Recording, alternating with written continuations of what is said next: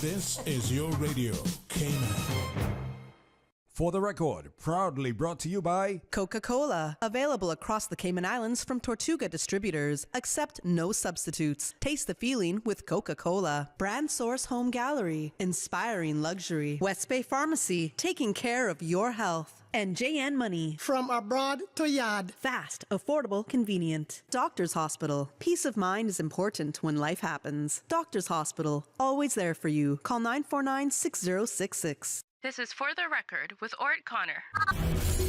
Coming to you live from Radio Cayman Studio. For the record. For the record. For the record. Hear from your government officials, independents, and the opposition on issues that matter to you. For the record. Engage in an open dialogue between residents and lawmakers. For the record. For the record. For the record. Informative, impartial, insightful. This is your talk show. 1-800-534-8255.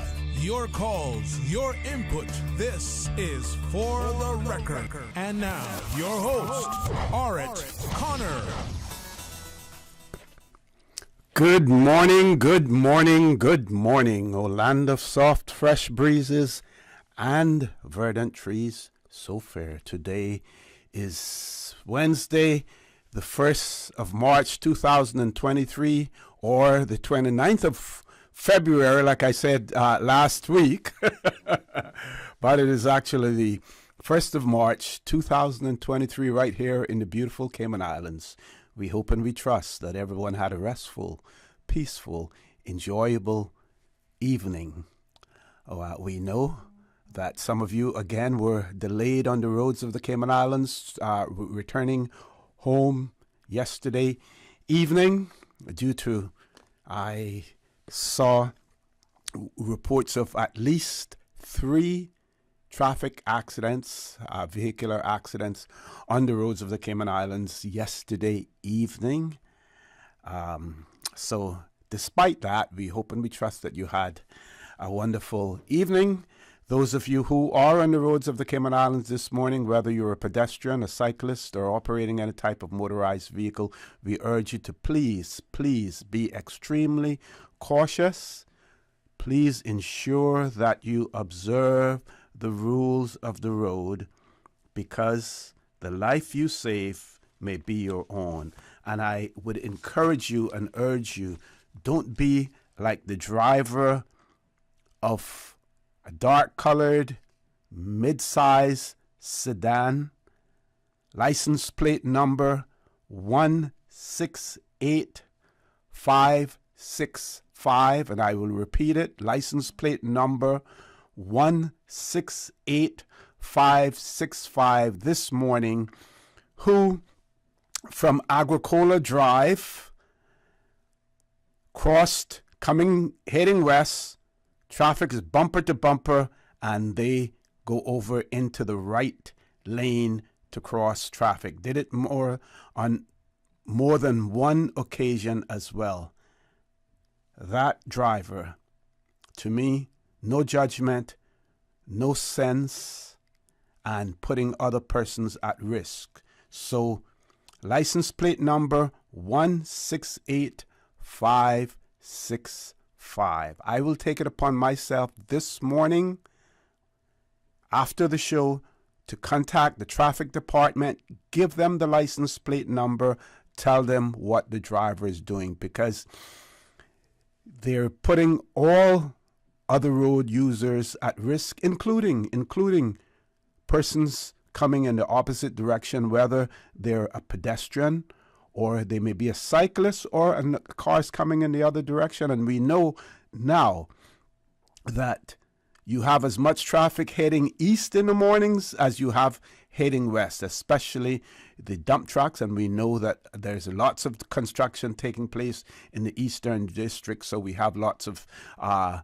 vehicles heading in that direction as well. This occurred around about 6:15, 6:20 this morning. License plate number 168565. Your careless, reckless, and stupid driving is putting other road users at risk.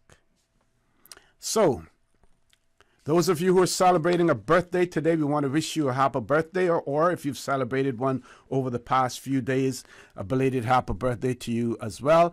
And to remind you that the For the Record birthday shoutouts are proudly brought to you by life insurance agent Michael Webster from Cayman Insurance Center, whose advice to you is to make the right decisions for your family's future today. Those of you who have lost loved ones, again, we want to express our sincere condolences to you.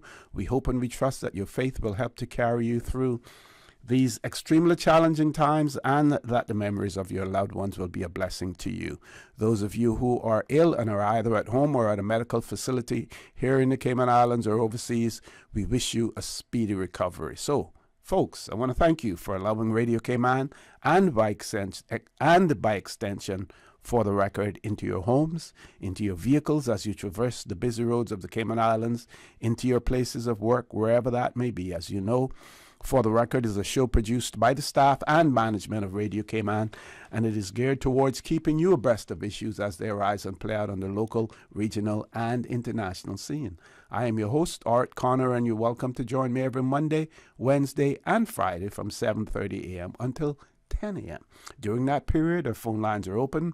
Beautiful radio voice of Miss Susan Watson waiting to take your calls.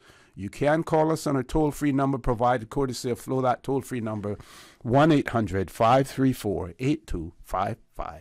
You can also call us on 949-8037 and 949-6990. Email us at fortherecord, one word, fortherecord at candw.ky. WhatsApp us, 925-3261. Follow us on YouTube by subscribing to Radio Cayman live stream. You can also follow us on Facebook, and we're Ms. Susan in the process of updating that Facebook facility as well. So we want to give you the ability to basically, in live time, communicate with us via Facebook as well. So, again, this segment of the show, the For the Record birthday shoutouts, proudly brought to you by life insurance agent Michael Webster from Cayman Insurance Center, whose advice to you is to make the right decision for your family's future today. So, first of all, birthday greetings. We want to wish happy birthday to Miss Ann Stevenson. She's celebrating her birthday today, and happy birthday greetings coming from your friends and everyone else, your past colleagues when you were working at the immigration department as well. So Miss Ann Stevenson celebrating her birthday today. Other birthday celebrants today are, let me find them here for you. Other birthday celebrants today. So we have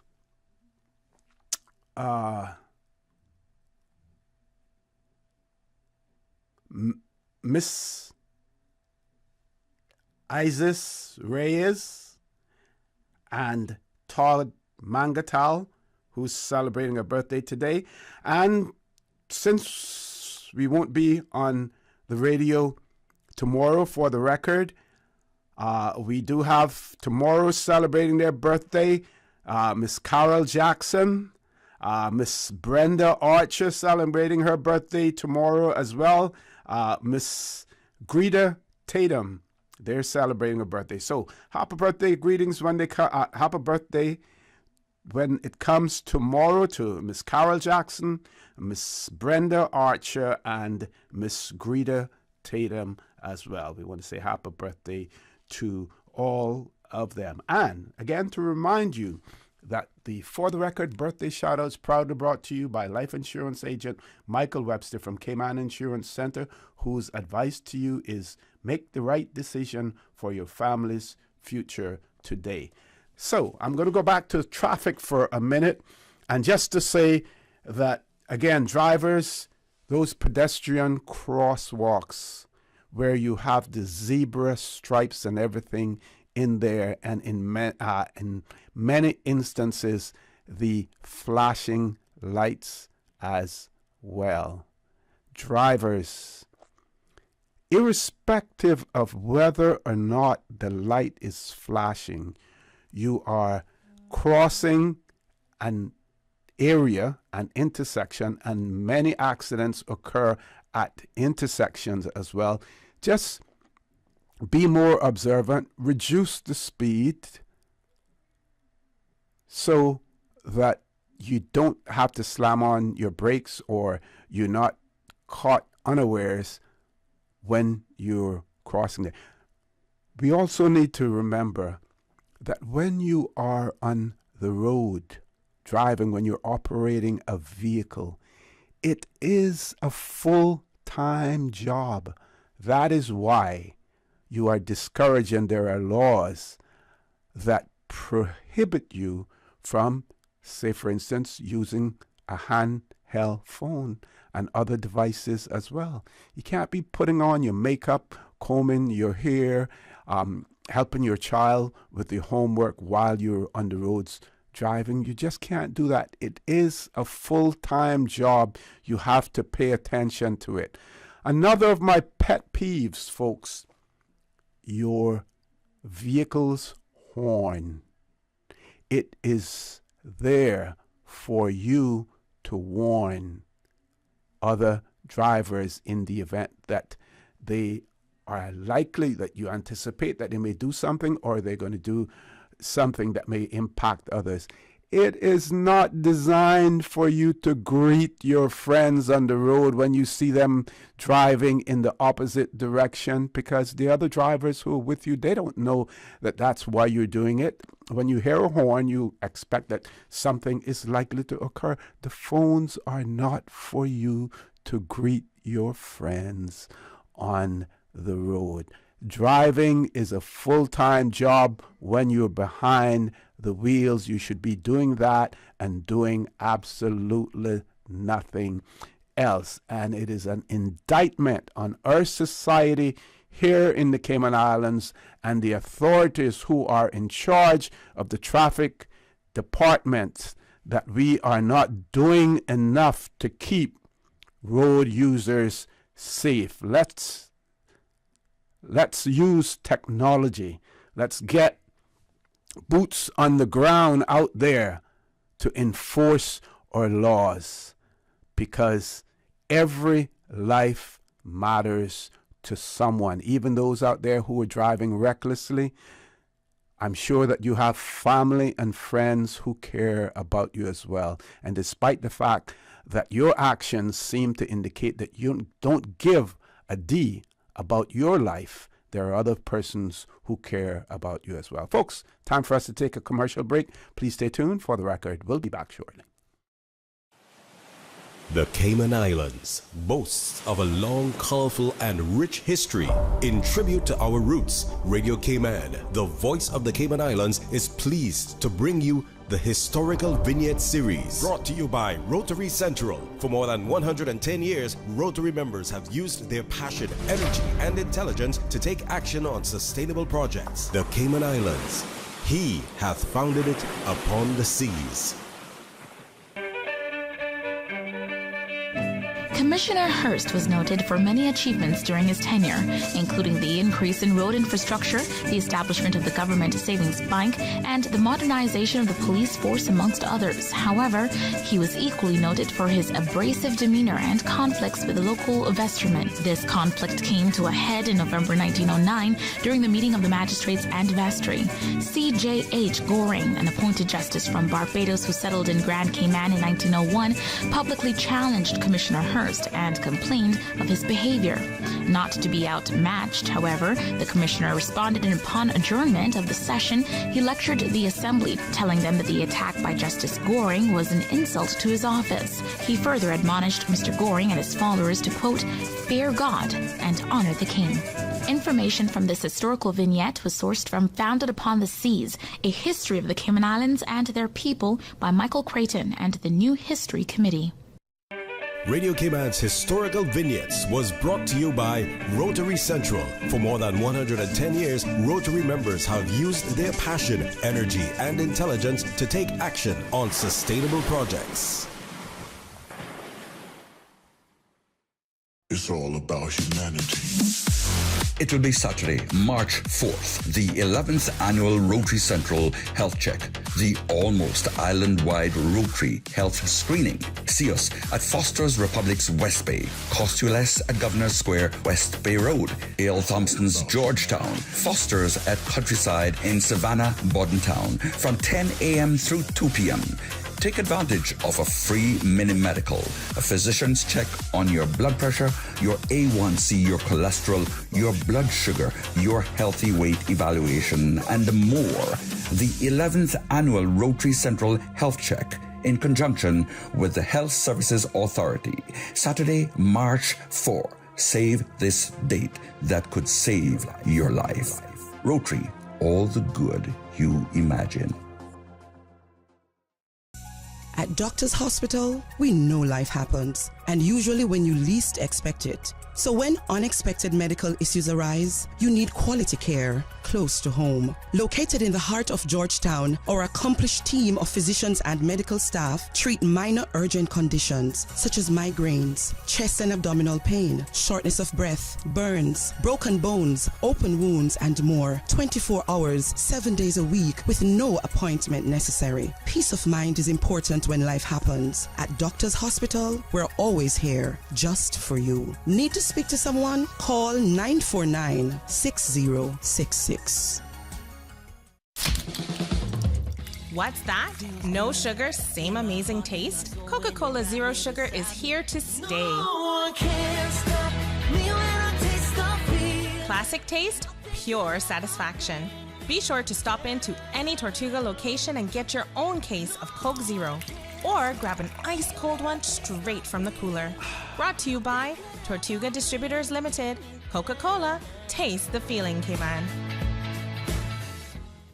Did you know that you can send money transfers to financial institutions anywhere in Jamaica with JN Money? You mean I can send money straight to my account and cut out the middleman? Yes, that's exactly what I mean. You send your own money to your own account, giving you peace of mind that the money is in your account. JN Money Transfers to Financial Institution is another convenient service offered by JN Money. You can have this done from any JN Money location. Deposit your money straight to your account without the hassle of asking someone to do it for you. JN Money Transfers to Financial Institutions, making life easier. Upgrade your summer travel plans with non-stop flights from Grand Cayman to Panama. Panama airfares are now on sale from just $296 CI round trip. In just 2 hours aboard Cayman Airways, you can be in a land where the Caribbean meets the Pacific, where you'll find modern cities, rainforests, and so much more. Book by March 4th to catch Panama airfares on sale. Other conditions apply. Call 949-2311 or visit CaymanAirways.com to book your Panama getaway today. They say you only live once. I say you only die once, but you live every day. I'm Michael Webster from Cayman Insurance Center, longtime supporter of Radio Cayman. Live your life, my friends. Happiness is in the journey, not the destination. When you're ready, I'm here to support you with the best financial decisions for your family's future. Cayman Insurance Center, protecting you and your family so you can take back your future. I'm Michael Webster, the sure way to protect your family. Call me when you're ready at 925-5433. Don't take chances with your family's future or your valuable assets. Think life insurance. System 1 loaded. 1-800-534-8255. What is on your mind when it comes to the government, independence, and the opposition? Issues that matter to you. 1-800-534-8255. Waiting to hear from you. For the Record. This is For the Record with Orrett Connor. Good morning. Welcome back to For the Record. To remind you that the leader of the opposition and his deputy will be on For the Record at 8:15 after the 8 o'clock news. So just to let you know that as well. And during the course of the conversation, I'm sure that the phone lines will be open for you to converse with them as well. Also, I'm reminded that former leader of government business, the Honorable Kurt Tibbetts, celebrates his birthday tomorrow as well. Now, some of you may wonder why I've referred to him as the leader of the government business as opposed to a former premier. Bear in mind that the constitutional changes and the negotiations with our constitutions were held under his leadership as leader of government business. But the progressives in the ensuing election lost the government, while at the same time the referendum on our constitution carried. So that is why he never became premier, but was a leader of government business before the position of premier was created in our constitution as well. We do have a caller. Let's go to the phone lines. Caller, good morning. Welcome to For the Record. Okay, so what we're going to do, Miss Susan, have something I want to share. We know hurricane season, we're in March already, so not too far away. We know that representatives from Hazard Management Cayman will be coming on the show sometime next month. I've been in correspondence with them. But I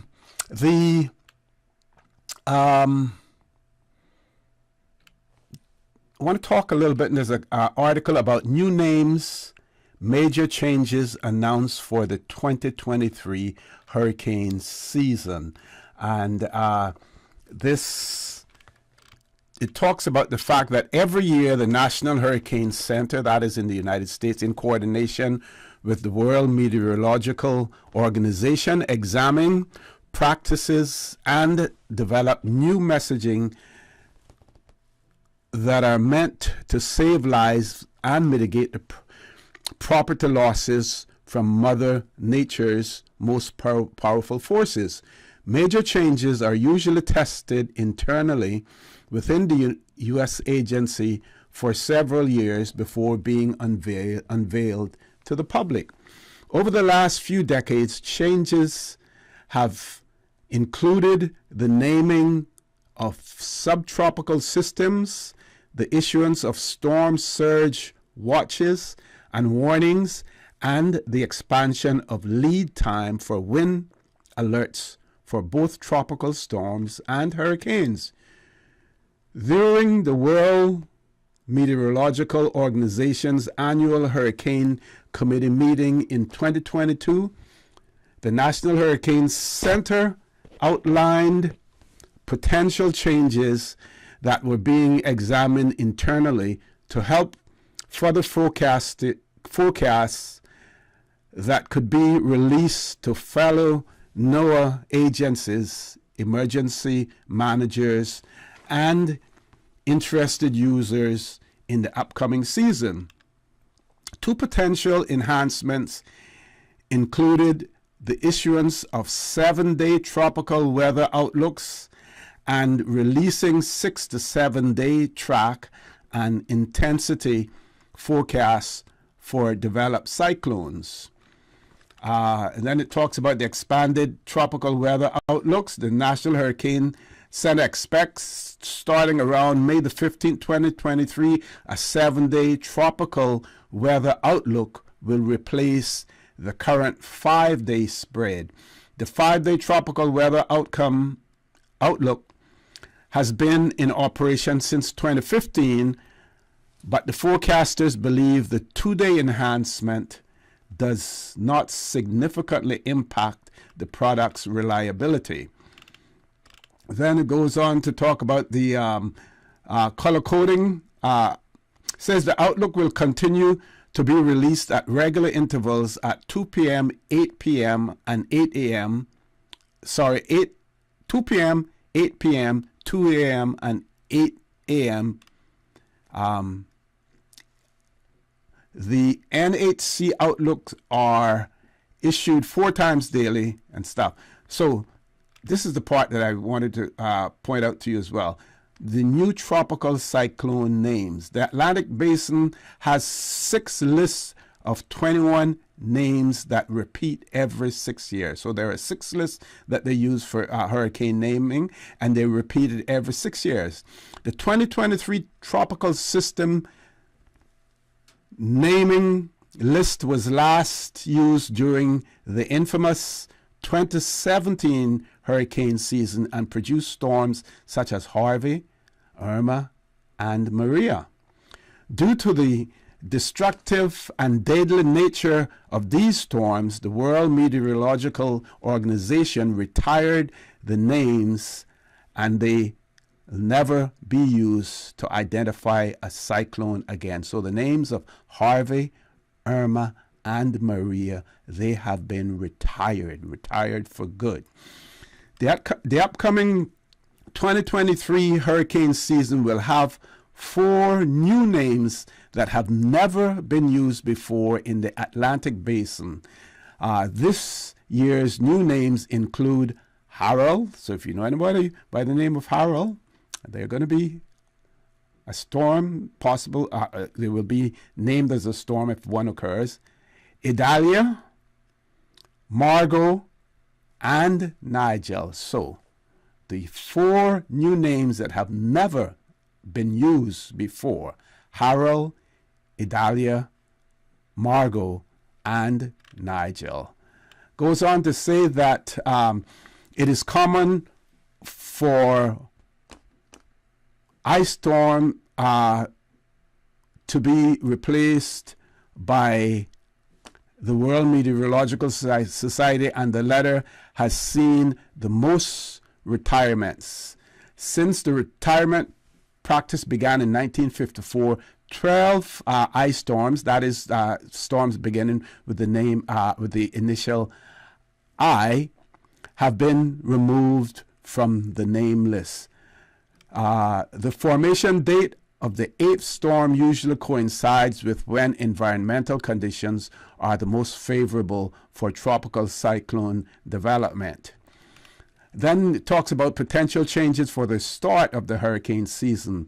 A team of meteorologists at the National Oceanic and Atmospheric Administration has reviewed the potential ramifications of adjusting the annual June start date for the Atlantic Basin hurricane season, but there are no indications from the World Meteorological Organization that it will modify the scheduled start and end dates anytime soon. Currently, the hurricane season runs from June 1st to November 30th, but a growing number of May storms triggered forecasters to start examining whether an adjustment to the season's date was needed and whether a start date in May would be more suitable. So that may be, coming soon as well, where the dates, the start dates for the hurricane season may change.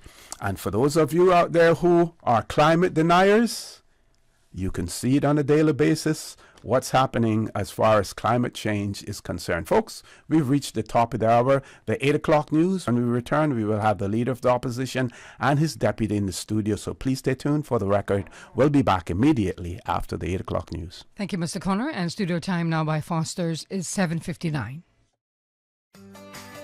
What you got for lunch? I'm having a red lentil penne pasta with Go Veggie dairy-free cheese. And what's in the bag? Fresh bellies, dried roasted red pepper snacks. All I have are cup noodles. Where do you get all this fancy stuff? It's all from Foster's Camana Bay in the Foster's Fine section, aisle 8. All this at Foster's? Yep. With new specialty items each month, you can even visit fosters.ky/finds to discover something new. Trade ya. Foster's. Better selection because we care. The voice of the Cayman Islands. 89.9 FM in Grand Cayman and 93.9 FM in Cayman Brac and Little Cayman. Silver wings shining in the sunlight. Radio Cayman. The 8 a.m. news is brought to you by ValueMed Pharmacy. Save time and order your prescription refills online at value-medpharmacy.com. VALU-medpharmacy.com. For today's biggest news. Radio Cayman, the voice of the Cayman Islands.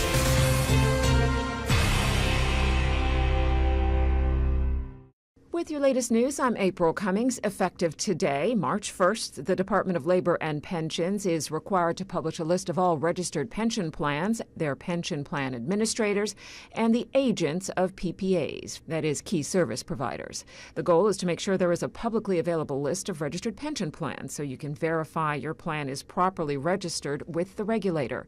On the enforcement side, the court will now have the ability to impose higher fines and even prison for non-compliant employers. The changes are designed to increase accountability. A member of the National Trust of the Cayman Islands has made it their mission to raise funds for the Little Cayman District Committee. Radio Cayman's Felicia Rankin-Solins reports. Haken Strand is not only raising money for the Little Cayman District Committee National Trust, but raising awareness of the colossal ocean plastic pollution problem as well. Haken had a goal to complete a non-stop on-foot traverse of the entire 23 miles of Little Cayman's coastline to shed light on the amount of plastic in our oceans and to raise funds for non-profit organizations, the National Trust for the Cayman Islands, and Plastic Free Cayman. During this trek, Strand says that Little Cayman's shores are suffering, taking on garbage all around as our sister island is in the path of trade winds from eastern Caribbean islands. Haken's goal was to raise $1,000 in donations. The walk took place on February 23, 2023, and took Haken 9 hours and 12 minutes to walk all the way round Little Cayman along the coastline with a kayak paddle along the mangrove-fringed area of South Hole Sound, starting and ending at Point of Sand. To date, the event has raised $1,754 for both the National Trust and Plastic Free Cayman. I'm Felicia Rankin-Solins. The LCDNT has a regular program called Full Moon Plastic Pickup, which is a once-a-month beach cleanup by members and volunteers of the most visited beaches around Little Cayman, including Point of Sand and Preston Bay. Over approximately 10 years of the FMPP, we're told tens of tons of ocean plastic have been removed. The National Children's Festival of the Arts gets underway today with adjudications of entries from 22 public and private schools and homeschoolers across the Cayman Islands. The categories include dance, drama, instrumental, speech, and vocals. There are just under 350 entries this year. The NCFA will also showcase students' artistic talents during a week-long exhibition at the National Gallery and culminate with a series of final concerts. For more information about the National Children's Festival of the Arts, follow NCFA Cayman Islands on Facebook or Instagram. That is your local news. I'm April Cummings. Now to the BBC, 4 stories making headlines around the world. BBC News with Jerry Smith. The Greek Prime Minister Kyriakos Mitsotakis is visiting the scene of a train collision that killed more than 30 people overnight. The crash is one of the deadliest the country's ever seen. The cause is not known. There's been continued controversy over the victory of the governing party candidate in Nigeria's presidential election. The outgoing president said the vote had been fair despite technical problems, but opposition parties believe the outcome has been manipulated. The FBI says the COVID pandemic is likely to have been caused by a leak from a Chinese laboratory.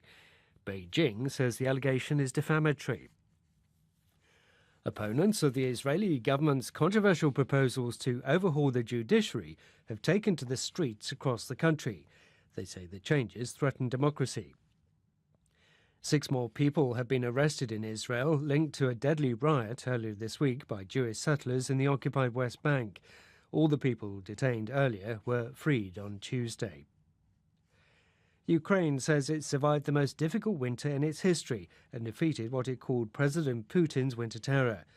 The foreign minister said the country had proved it was indestructible. The Chinese economy appears to be bouncing back after strict COVID lockdowns. A manufacturing survey showed the best results in more than 10 years from small and medium-sized companies. Researchers say simple exercise like an 11-minute brisk walk could prevent 10% of premature deaths. They also found that an hour and a quarter of weekly exercise cut the risk of heart disease and cancer. Jules Fontaine, the French football player who scored the highest number of goals in a World Cup, has died at the age of 89. His tally was 13 in the 1958 tournament. BBC News. The 8 a.m. news is brought to you by ValueMed Pharmacy. Save time and order your prescription refills online at value-medpharmacy.com. VALU-medpharmacy.com. Now, more than ever, supporting your immune system is crucial to helping your body fight off illnesses like the common cold, the flu, and COVID-19. At ValueMed Pharmacy on Walkers Road and in Buttontown, we carry all the essential vitamins and minerals to help support your immune system and improve your overall health. Some of our top immunity support picks are vitamin C, vitamin D, zinc, elderberry, and quercetin are the popular 7-in-1 immunity support. Our pharmacists are always on hand to help guide you and answer any questions. Visit ValueMed Pharmacy on Walkers Road or live healthy with ValueMed Pharmacy.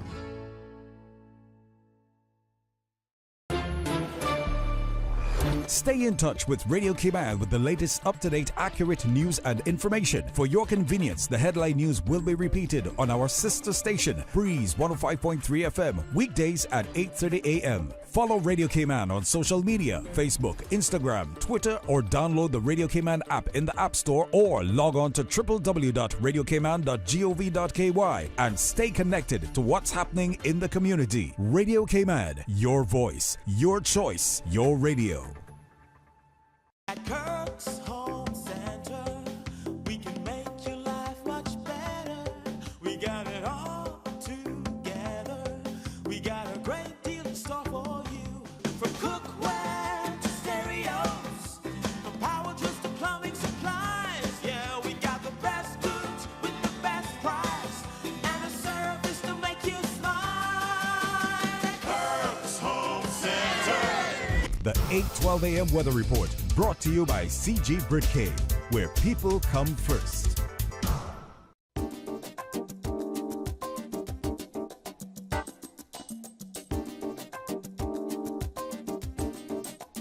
Good morning. Let's take a look at the latest weather report.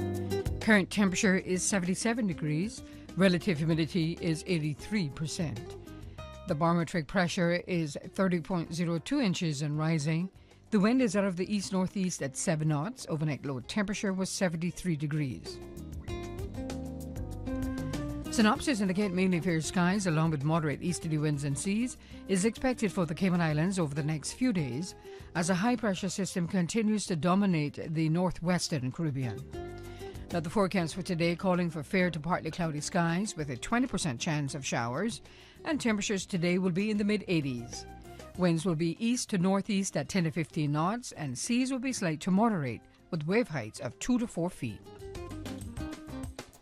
Tonight, mainly fair skies with less than a 20% chance of showers, and temperatures falling to the upper 60s tonight. Winds will be east to southeast at 5 to 10 knots, and seas will be slight with wave heights of 1 to 3 feet. Low tide will be this afternoon at 1:38, high tide tonight at 6:51.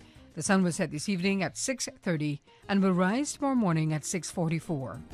And the outlook is calling for fresh southeasterly winds and rough seas from Friday morning as a high pressure builds over the western Atlantic Ocean. That's the very latest on your weather report.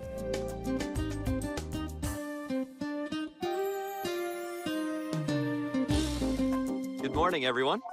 Hello? Hello? Oh, sorry, I was on mute. Okay, I see we have just about everyone, and of course Tom drops off, as per usual. Let's just wait a minute here. He always comes right back, and we're almost ready, and... oh, whoever's dog that is, please go on mute. Why won't it let me share my screen? Okay, looks like we're ready to start. We're like a video conference with no technical issues. CG Britcay. Good like that. The 8:12 a.m. weather report brought to you by CG Britcay, where people come first. At Kirk's Home Center, we can make your life much better. We got it all together. We got a great deal in store for you. From cookware to stereos, from power tools to plumbing supplies. Yeah, we got the best goods with the best price and a service to make you smile. At Kirk's Home Center, we got a great deal in store for you. Upgrade your summer travel plans with non-stop flights from Grand Cayman to Panama. Panama airfares now on sale from just $296 CI round trip. In less than 2 hours aboard Cayman Airways, you can be in a land where the Caribbean meets the Pacific, where you'll find modern cities, rainforests, and so much more. Book by March 4th to catch Panama airfares on sale. Other conditions apply. Call 949-2311, contact your travel agent, or visit CaymanAirways.com to book your Panama getaway today. During these unprecedented times, Radio Cayman, the voice of the Cayman Islands, is pleased to bring you the Cayman Strong Series. The Cayman Strong Series is brought to you by Encourse Cayman. Visit encourse.ky to view a full list of wellness services and their qualified team. Encourse Cayman, health, wellness, and happiness.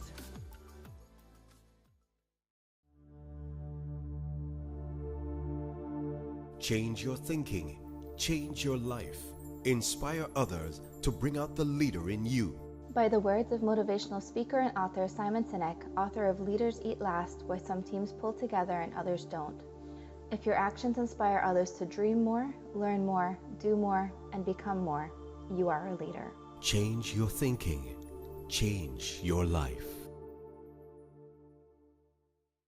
During these unprecedented times, Radio Cayman, the voice of the Cayman Islands, is pleased to bring you the Cayman Strong Series. The Cayman Strong Series is brought to you by Encourse Cayman. Visit encourse.ky to view a full list of wellness services and their qualified team. Encourse Cayman, health, wellness, and happiness. These days, feelings of loneliness, anxiety, stress, and depression can be overwhelming. Just know you are not alone. Encourse Cayman offers private mental health services for children, teens, adults, and groups. Visit encourse.ky to view a full list of wellness services and their qualified team. Encourse Cayman, health, wellness, and happiness. The traffic report is brought to you by Subway. Planning a meeting, event, or office celebration? Visit subway.ky to place your catering order today. Good morning once again. Let's take a look this time at traffic. Coming from the east, traffic is steady. On Cool Road heading to Georgetown, steady traffic. Eastbound traffic is moving on moderately. Coming off of the Esteli Tibbetts Highway, traffic is busy heading towards the roundabout, the Butterfield roundabout that is, and continuing on to North Sound Road, traffic steady in both directions. Industrial Park area, moderate flow of traffic, and steady traffic coming off of Bobby Thompson Way, as well as off of the Linford Pearson Highway on Agnes Way. Light to moderate traffic flow on Owen Roberts Drive, but as we look to Godfrey Dixon Way, traffic is moderate in both directions, as well as on Shedden Road, and light to moderate traffic flow on Edward Street. And that's what's happening on your roads. Join us again at about 10 minutes after 12 o'clock. We'll give you another traffic report. Remember, click it or ticket. When you're craving something big, something tasty that gives you that lip-smacking satisfaction, something that hits the spot, there is nothing better than a footlong from Subway. It's pretty tasty. Filling and full of flavor. Try our new sweet onion steak teriyaki with a twist, or the classic chicken teriyaki. Top it with green pepper, onions, cheese, and that sweet onion teriyaki sauce, all piled on your favorite artisanal bread. Satisfy that craving with a footlong from Subway. Fresh, delicious, tasty, meaty. Let's make it a meal with a drink, chips, and cookies. There is nothing better than a footlong from Subway. The traffic report is brought to you by Subway. Planning a meeting, event, or office celebration? Visit subway.ky to place your catering order today. Tune in every Monday through Friday at 12 p.m. for Radio Cayman's Midday Newscast. Radio Cayman, the People's Station, your trusted official source for the latest news. The 12 p.m. news is proudly brought to you by Health City Cayman Islands. World-class healthcare within your reach. For the record, with Orrett Connor. Initiating system. For information that matter. For the record, with Orrett Connor. Continues right now on Radio Cayman. Good morning and welcome back to For the Record. Before I introduce my guests in the studio, just want to mention some other birthdays that are taking place tomorrow as well, even though we have gone gone past the birthday shout-outs. But so we have Michaela Wilson celebrating a birthday tomorrow. Dana Warren Jr. celebrating a birthday tomorrow. Mr. Lloyd Sampson celebrating a birthday tomorrow. Miss Connie Mae Whitaker celebrating a birthday tomorrow. Miss Karen Ebanks celebrating a birthday tomorrow. And Mr. Marvin Johnson celebrating a birthday tomorrow as well. And today is also Leslie Wilson's birthday. So sounds like lots of birthday greetings, birthdays taking place in the month of March. Gentlemen, you know anyone who's celebrating a birthday that you want to mention? I already mentioned Honorable Kurt Tibbetts, former leader of government business as well. So, folks, I'm going to introduce my guest in the studio with me. It is my pleasure to have Leader of the Opposition, the Honorable Roy McTaggart, and his deputy, Member of Parliament, Mr. Joey Hugh. Good morning, gentlemen. Welcome back to For the Record. Good morning. Thank you. And good morning to you too, OC, and thank you for hosting us again this morning. Good morning, Cayman, to all those who are listening. Delighted to be back again this week with you after a break from last week. I do have a very special birthday as well, OC, and I was trying to get the age, but Miss Emily Mae Bodden. Oh, yes, yeah. From commonly known as Banana Walk area. She is currently in the Pines. But I know that the kids are all going to be visiting her throughout the day. They're allowing them to visit at different times through the day. Yes. And so we want to spend out, and she's a huge supporter of the Progressives, always has been. And so we just want to send out a very special birthday to Miss Emily Mae Bodden. So that was one that we had. Yeah, that's the only birthday I had this week. Okay. And even though today is not the 29th, like I said when we were, that you would be back on the 29th, but so today is 1st of March. What do we have? International Women's Day coming up on the 8th of March, next week, Wednesday as well. Yeah. I also wanted to, on a more solemn note, we did have a couple of key members of our constituency pass away over the last few days. Okay. Certainly from Georgetown North, I want to send which I've done so before, but I want to publicly offer my condolences to the family of Miss Karina McLean from Watlers Road. Miss Karina certainly was a matriarch of the McLean family, a very large family. Yes. So I want to offer my condolences. She passed away 2 nights ago, peacefully at the Georgetown Hospital. And of course, our dear friend, the leader's dear friend, and my constituent, and dear friend of us all, Mr. Gene Thompson. I would like to personally. I know the speaker will have more to say, and he has some others. But I would like to personally offer my condolences to the friends and family and friends, because it was such a large outpouring of loved ones around Gene. Offer my personal condolences and those of my family. And to that, I would just add my own condolences as well to the family. OC, related to them in any way. Yes. His wife, and also related to Gene as well, through my mother's side of the family. So a double relationship there. But really sad week last week with his passing, and I think he was a true visionary in terms of what he saw the future for Cayman, and the need to diversify our industries, and very successful businessman, but one who also had a very big heart for this country and for people. The number of people he helped in so many ways, just very quietly did it, never once asking for any public accolades or acknowledgement. People don't know half the work he did. And he had a very generous heart. And, I'm really going to miss him, because he really leaves a big legacy, for himself and the family. So and a huge void. A huge void that's been left vacant now with his passing. But again, just to mention too, he was a constituent of Joey's, and as well from Georgetown North. And then I would also like to add, note the passing of Mr. Adalbert Jackson, another Caymanian stalwart. He passed away a few weeks ago, and his celebration of his life was on Sunday. A constituent of mine was a seaman, and my father sailed with him. Yeah, and so we just seem to be losing these key people in our community, with increasing frequency. But condolences to all the Jackson family and everyone who is mourning Mr. Adalbert's passing. He's a good man. Yes. Okay, you gentlemen have the mic. Go, continue right on. Go ahead, Joey. You want to start off? Where do we start today? Some of the places that we can start. So many places that we can start. Well, see, I guess it would be remiss of us if we didn't actually continue on a little bit of conversation about traffic and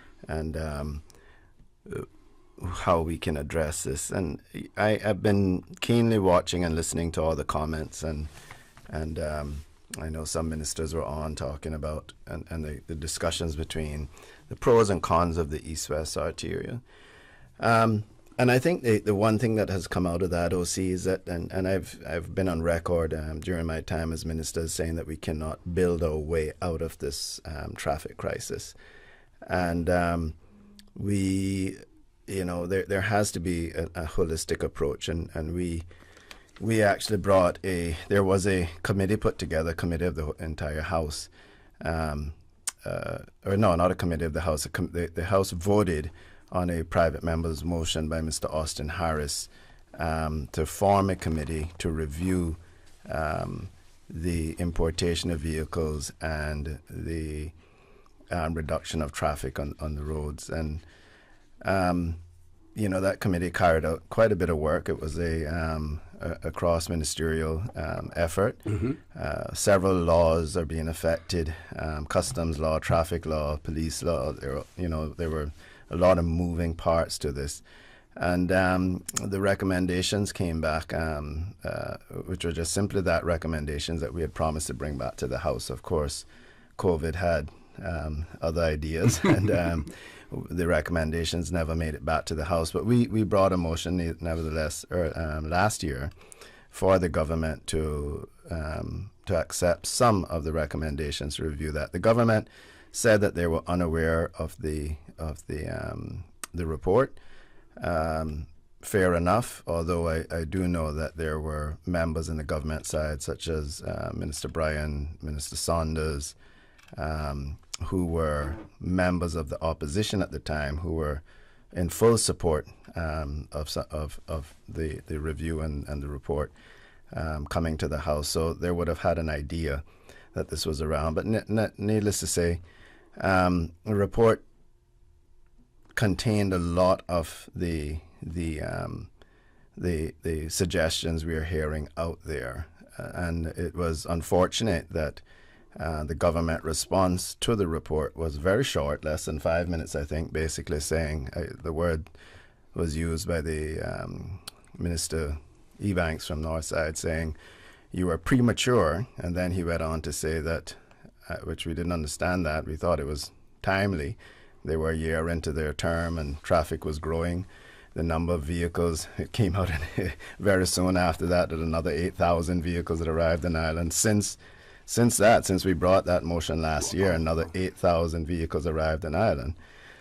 And as we know, majority of those vehicles, including the investigations we did for that report, vast majority of the vehicles are used vehicles, not new vehicles. So then he went on to say that they would be bringing changes, their own recommendations, and that perhaps I think he indicated that perhaps we had a spy in his ministry, because some of the things we were suggesting are the things they're considering. Needless to say, I think it is timely. I think it is something that I hope that they have. I think the Premier spoke to it in your show, actually, saying that he was unaware of the report and he wished we had just told him instead of bringing the recommendations to the House. But at the end of the day, this is something that affects our people tremendously across the island. when it backs up from the eastern districts going home in the evening, it backs all the way up to West Bay. That intersection there at A.L. Thompson's intersection, and until we get the Godfrey-Nixon extension, until we get the Airport Connector Road, which both have come to a complete standstill, I think maybe about 200 meters of one lane has been done on the Godfrey-Nixon extension, and work is almost standstill on the Airport Connector Road. But until those two roads are completed and others, they're going to need a few more punch throughs, as I call them. We're going to have that level of congestion at the Butterfield roundabout. And if there's an accident at the Butterfield roundabout, it backs up both ways, especially coming from the east in the mornings. But even when you have an accident going east in the evenings, the traffic backs all the way up to that intersection. That is a bottleneck, certainly within town. And it was, so we were baffled at the time why there was this reluctance to even discuss this report. And in that report, we'll see there were things such as restricting the age of cars imported. There were recommendations that persons with a work permit could not import a car right. Until after 2 years being after having a work permit or being an island for 2 years. And that was extremely generous as well. That was very generous. Generous. Again, right. These were suggestions, right? This was a starting point, suggestions. The different things, safety standards, in particular those coming in from Japan. We had reports from the RCIPS comparing a Honda vehicle that was manufactured in the U.S. in an accident versus a Honda vehicle that was manufactured in Japan, and they showed the difference in the level of because they have to meet different standards. Yes. Stuff made for the Japanese domestic market is made to a different standard than stuff that's exported, and so that continues. That will always be an issue. And then we discovered there were other Caribbean islands are requiring a particular certification before the cars leave Japan to ensure that the odometers have not been messed with, the car hasn't been, that's roadworthy and all that sort of stuff. Because what we see happening is persons purchasing a $3,000 US landed in Cayman car, then quite often they sit at the port for quite a while because they don't realize they have to find $1,000 for the the impact fee that was implemented several years ago. And then the car gets on the road and it's licensed, insured, and about 2 years later it's sitting somewhere being scrapped or becoming a derelict vehicle. So these were all some of the, and then including assistance and the cooperation between DCI and the customs and putting in a limit on the amount of cars any one person could import without a trade and business license. So these were all the sorts of things that were in those recommendations. And again, that combined with a proper public transport system, combined with, which I see that we've moved away from it a little bit, but combined with making our roads safer for bicycle, want to ride a scooter or walk, that they and increase your shoulders and demark it properly. West Bay Road should have been completed with the bike lanes completed, with the cat eyes, with a green pavement rather than a black pavement to show that this is the bike lane or the scooter lane or whatever. And of course, the enhancement of the pedestrian crosswalks, which needed to be standardized and increased amount of the solar lighting that they have. Obviously, certain times of the day you cannot see it. Okay. It works great at night, but there are certain times of the day that you just cannot see that. And persons just hit the button and run out on just walk straight into the road. So we need a combination of that plus the regular lights. We need to put up the poles with the regular lights. We need to standardize whether it's green, red, or white, whatever the color the crosswalks. I think we have 3 different colors on the West Bay Road at the moment.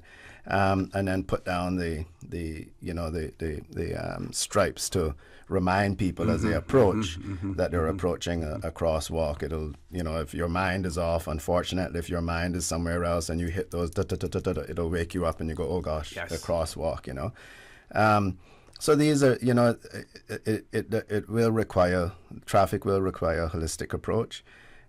We do need certain roads. I think east-west arteria to a certain extent, finding the best way to build it whilst mitigating, in particular, the threats of flooding, but also mitigating the threats to the environment, as well as some of the other roads I discussed earlier, plus a public transport, proper public transport plan. I know that the government is working on the implementation of a bus solution or public transport using buses. I think we need to take it a step further. I don't think we should just limit ourselves to buses. I think we need to plan for the future. We need to look at whether or not we can tunnels work? Is the technology there? There's technology to build tunnels under the ocean. I don't see why there shouldn't be technology. Will monorails work? And okay, this is the very best. To the far left is the very best option we have. This one will encourage people to always use and only use method using buses or whatever. And the conversation with the leader of the opposition and his deputy will continue. So stop. I was just about right away. Shall get discount through the JN Rewards program in Jamaica. This card make things easy. You can even get funds at any multi-link ATM. JN Money Transfer Card. Fast, affordable, convenient. Tell your loved ones in Jamaica about it. Sign up is free. Since March 2004, West Bay Pharmacy has kept their doors open to the local communities, even before, during, and after Hurricane Ivan. At West Bay Pharmacy, our staff provides so much more than pharmaceutical excellence. From the moment you walk through our doors to completing your cash out, our staff will have put your healthcare concerns at ease. We would like to take this moment to thank our loyal friends and customers. To us at West Bay Pharmacy, our patients are our primary concern. We provide thorough background checks and precise calculations to thank you for being a part of our family and for choosing West Bay Pharmacy, where we care about your health. Upgrade your summer travel plans with non-stop flights from Grand Cayman to Panama. Panama airfares are now on sale from just $296 CI round trip. In just 2 hours aboard Cayman Airways, you can be in a land where the Caribbean meets the Pacific, and so much more. Book by March 4th to catch Panama airfares on System 1 loaded. 1-800 issues that matter to you. 1-800-534-8255. Waiting to hear from you. For the Record. This is For the Record with Orrett Connor. good morning and welcome back to For the Record. It is my pleasure to have in the studio with me the Leader of the Opposition, Honourable Roy McTaggart, his Deputy and Member of Parliament, Mr. Joe Hugh. Before I throw the mic back over to them, we still have a few birthday greetings. We have a spouse, someone who wants to wish their spouse a happy birthday. Give them a big birthday shout out. Today's their birthday. And so birthday greetings are going out to Mekon, from your spouse. Also, we are reliably informed that Miss Claristine Ebanks celebrating her birthday today as well, her 74th birthday, and happy birthday greetings coming from your family and your friends. So Miss Claristine, happy birthday to you. Mekon, happy birthday greetings coming from your spouse as well. Gentlemen, back over to you. Thank you, O.C. So yeah, I do know that I was saying that we certainly can't build our way out of this issue, and I went over some of the recommendations that were made in the report, which was chaired by Mr. Austin Harris, the member then from Prospect. And the leader reminded me during the break that Mr. Harris had been contacted by a member of the government soon after the election to ask to discuss that report and those recommendations, but that they never did and the recommendations from the report to the House, it was basically dismissed. And here we are, 8,000 cars later, and several thousand traffic jams later. Just add that, in the December meeting when the motion was debated, there was a commitment there by bringing their plan forward, and it would be, made public. We can only conclude it doesn't exist at this time. Mm-hmm. It just seems to be, just slowly, just time passing, and nothing being done, and to deal with the issues at hand. Okay, we have a caller on hold. Let's grab the caller. Caller, good morning. Welcome to For the Record. Good morning. Thank you for taking my call. Good morning. I'm thinking about the traffic and what's going on in Cayman with that. We have to think outside of the box. We cannot think just conventionally any longer. Hard steps have to be taken. And I have a suggestion for you as far as transportation is concerned. Number one, I would seek and make every effort not to build any new roads. Building new roads will take up more of the land space, and that will be less for future generations. Also, we have to definitely limit, if not have a moratorium on vehicles coming into the island. Then another aspect is create a monorail from East End and get into Georgetown at a minimum. Bypass the Hurley's roundabout and all of those congested places up in there. Okay, a monorail. You start from East End. You have a station on Frankstown Road. You have another station down in Bordentown. You have another station down in Prospect. Then you bypass the area of the Hurley's roundabout and that essential little isthmus that's going through there where the distance is very narrow from the North Sound to the South Sound seas. Yeah, Carl, I think we get your point in terms of, but not sure if we have enough time for the minute details. Yes, correct. But monorail, start thinking about it. Less footprint, etc. Okay. Do you get the sense, caller, that there seems to be a reluctance? I was a little bit disturbed based on the last conversation that was had on For the Record, that there seems to be a hesitation, number one, about limiting the number of cars in the island, and also, a fear of, some say maybe, constitutional, it can't be done, but limiting who can own vehicles or import vehicles into the island. We seem to be apologetic about wanting to do that. Do you get that sense that there's some hesitancy? I do. Definitely I do. Mm-hmm. With those two aspects that you just mentioned. Yep. I sense the same thing too. I agree. And maybe we can have her too, a leader and a deputy here, state what their positions are in relation to that as well. Thank you very much, caller, for that. We're going to grab another caller before we throw the mic back over to our guest. Caller, good morning. Welcome to For the Record. Good morning. Good morning. How are you? Fine. Good morning, panel. Good morning. Good morning. Yeah, Mr. Hugh, can you make a note of what I want to say so you can answer the question for me, since she's so busy and fast going this morning? Mr. Hugh, one question. Why do a taxi have to have a business license? I want you to write these questions down and answer them while I hang on the phone, okay? I don't want to be not finished. You got me? Can you hear me? Yes, we can. Okay. The next one is why do a taxi have to have a business and trade license? I was one. And the lights throughout the whole island, especially Southern now stretch, needs to be looked into. The lighting down there is terrible. I don't know who you could pass that on to. And that's number go to that's number 3.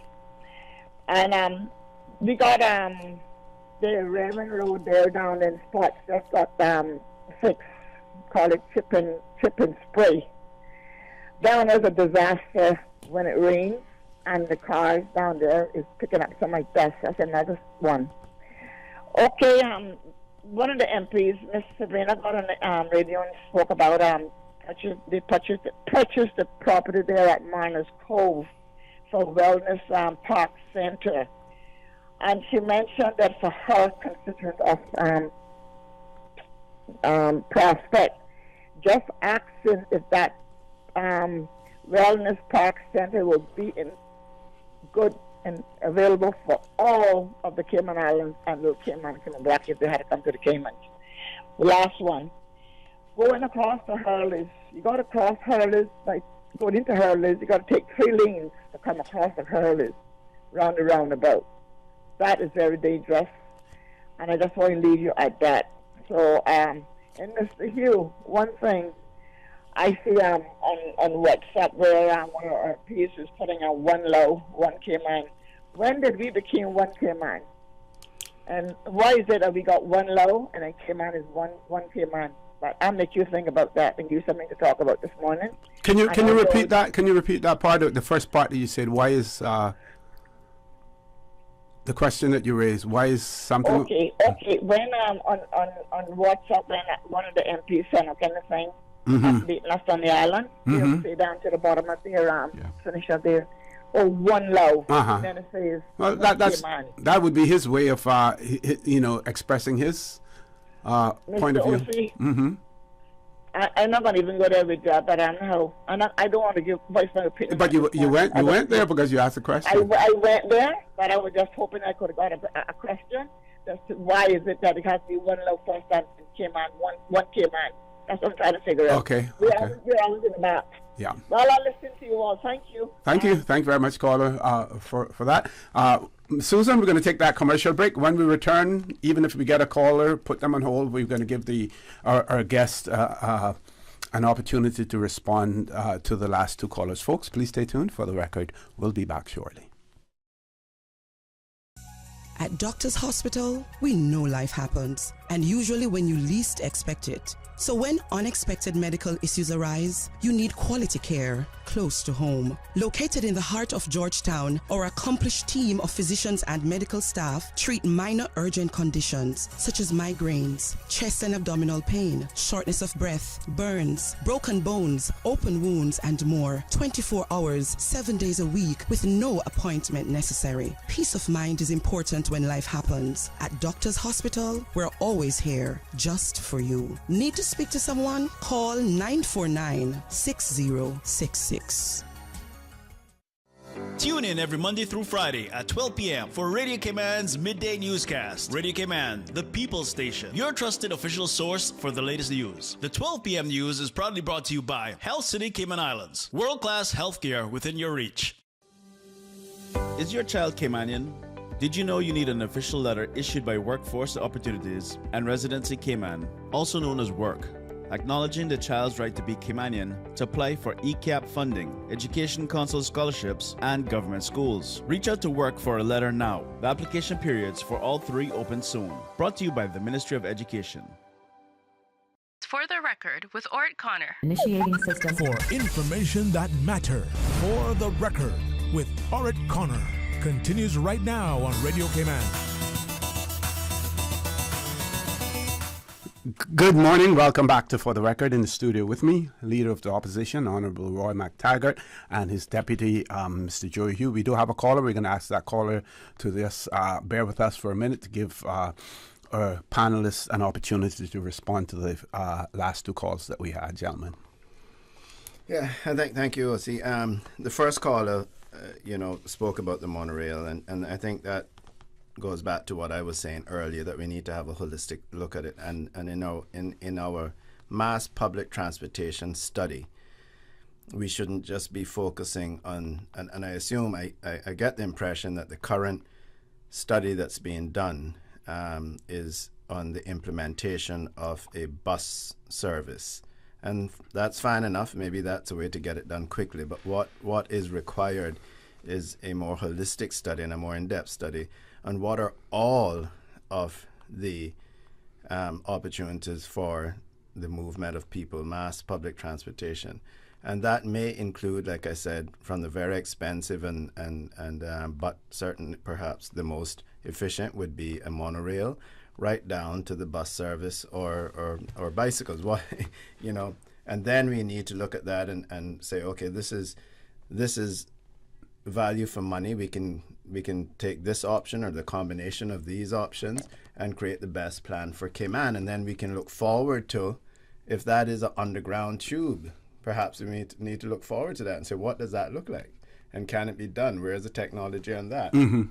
But without having all of the options for us to review and to see what best suits, perhaps one, two, or which one suits us best, or perhaps a combination of all, we're just pigeonholing ourselves into relying on a bus route, which still involves which still requires the buses to be involved in traffic, mm-hmm. and may not be as effective as perhaps other options. So I understand what the caller was saying. We certainly should be having studies done to see if, and including OC, what is the environmental impact on doing a causeway across certain parts of the North Sound. What is that? Even if it is, from Bodden Town in, or, from Newlands in, or what is the impact of that? If you follow the coastline, maybe, what is the impact of that? And don't get me wrong, I'm not here saying I support that, but It's certainly something that should be investigated. Explored, right? And the option given in that report. So the second caller who asked me to answer a couple of questions, I think we went through the TMB license in detail the last time I was on the show. I don't know, other than the only issue that came up was when I had my government or the government I was a part of had instituted the small business grants during COVID. The way that the cabinet paper was written was that you had to have a trade and business license for a year or more.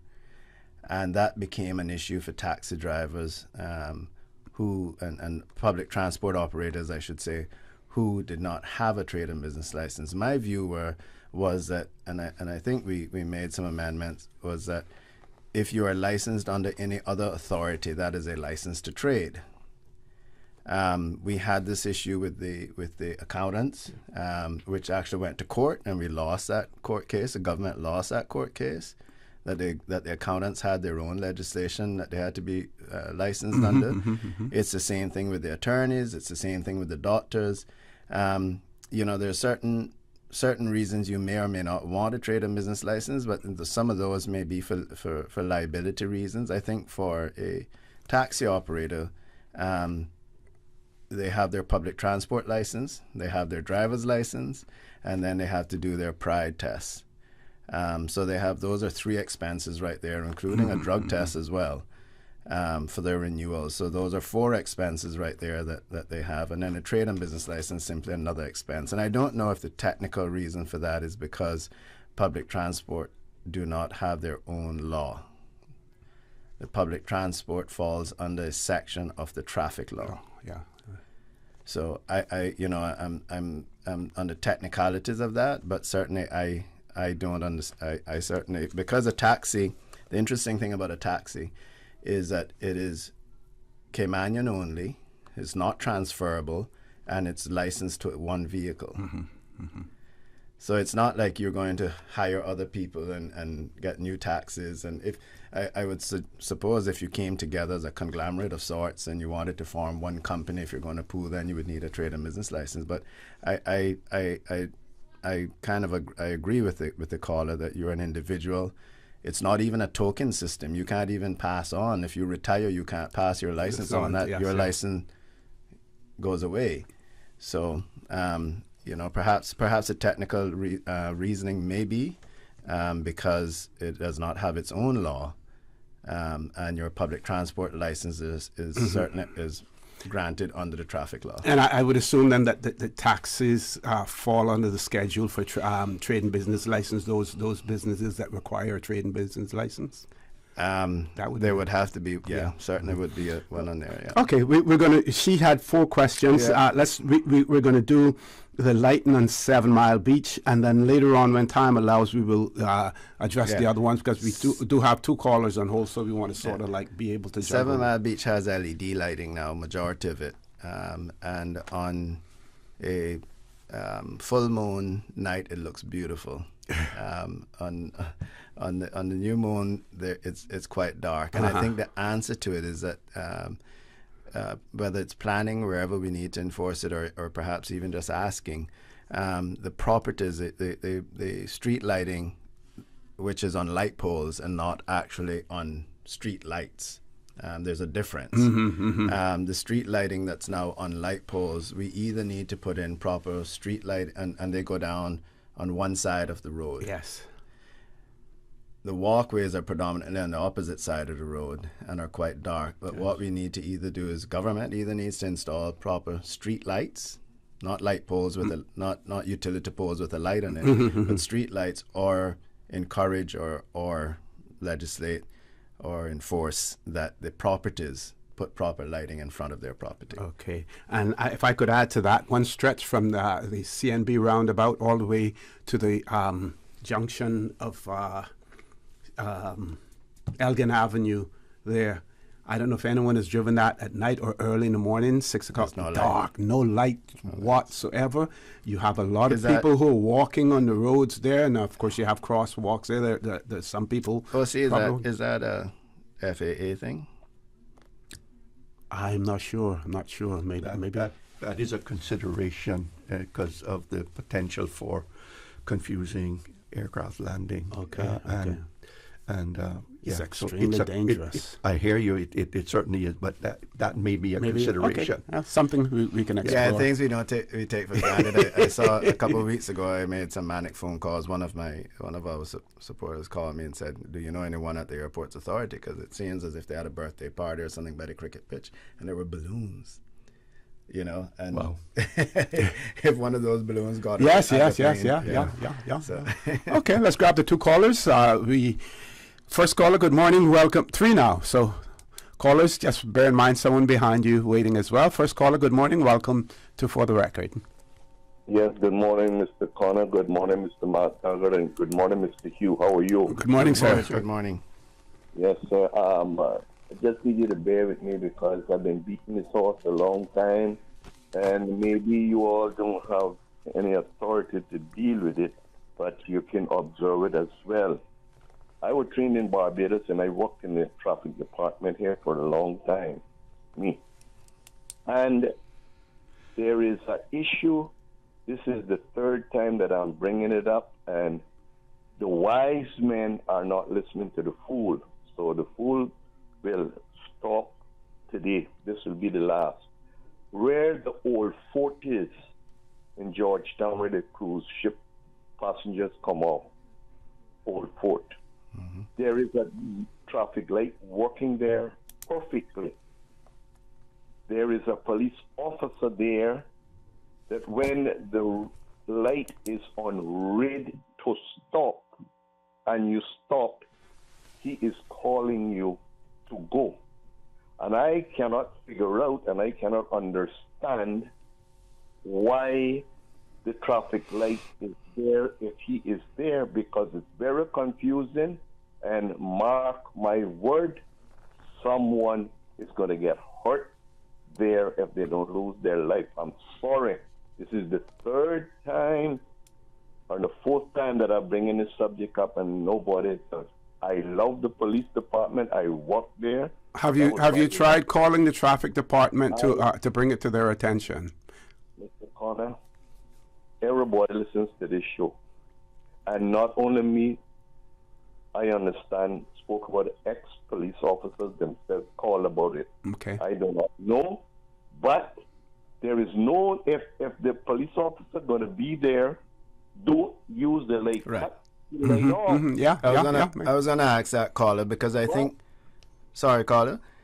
Yes. Yeah, I'm aware, and I think what the officers does there, in the absence of the lights being smart lights, I guess, he's trying to control the pedestrians crossing the road, and where he sees that the light is green for a direction, there's no vehicles, but he wants to move a couple of vehicles from the other direction on, he does that. But I agree with you, it's confusing because, especially when there's people crossing and there's a lot of confusion out there. But so you're saying, and perhaps what they should do, which is not very difficult, is the hours that he's out there, put the lights on flashing, as if they're not actually working, and let him take control of it. Would that be a solution? The lights are working perfectly. There is no, everybody gets their turn, the pedestrians get their turn too.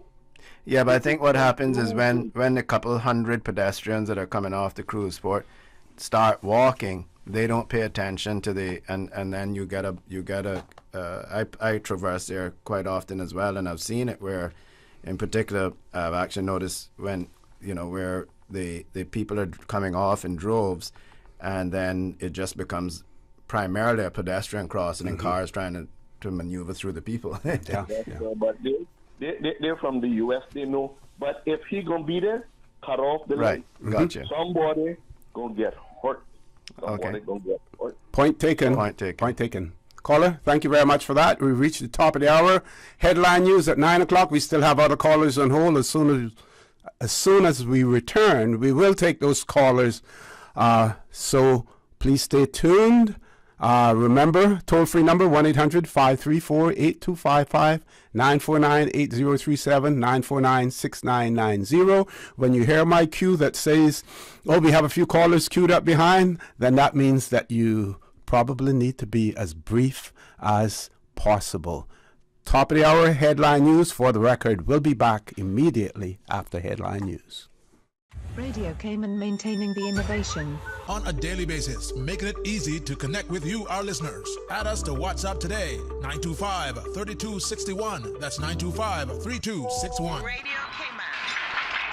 Send a text or voice note. Can I send a request, please? You don't really have to ask us. Just send a request. This is a shout out to my ex. Radio Cayman, the voice of the Cayman Islands. Radio Cayman, maintaining the innovation.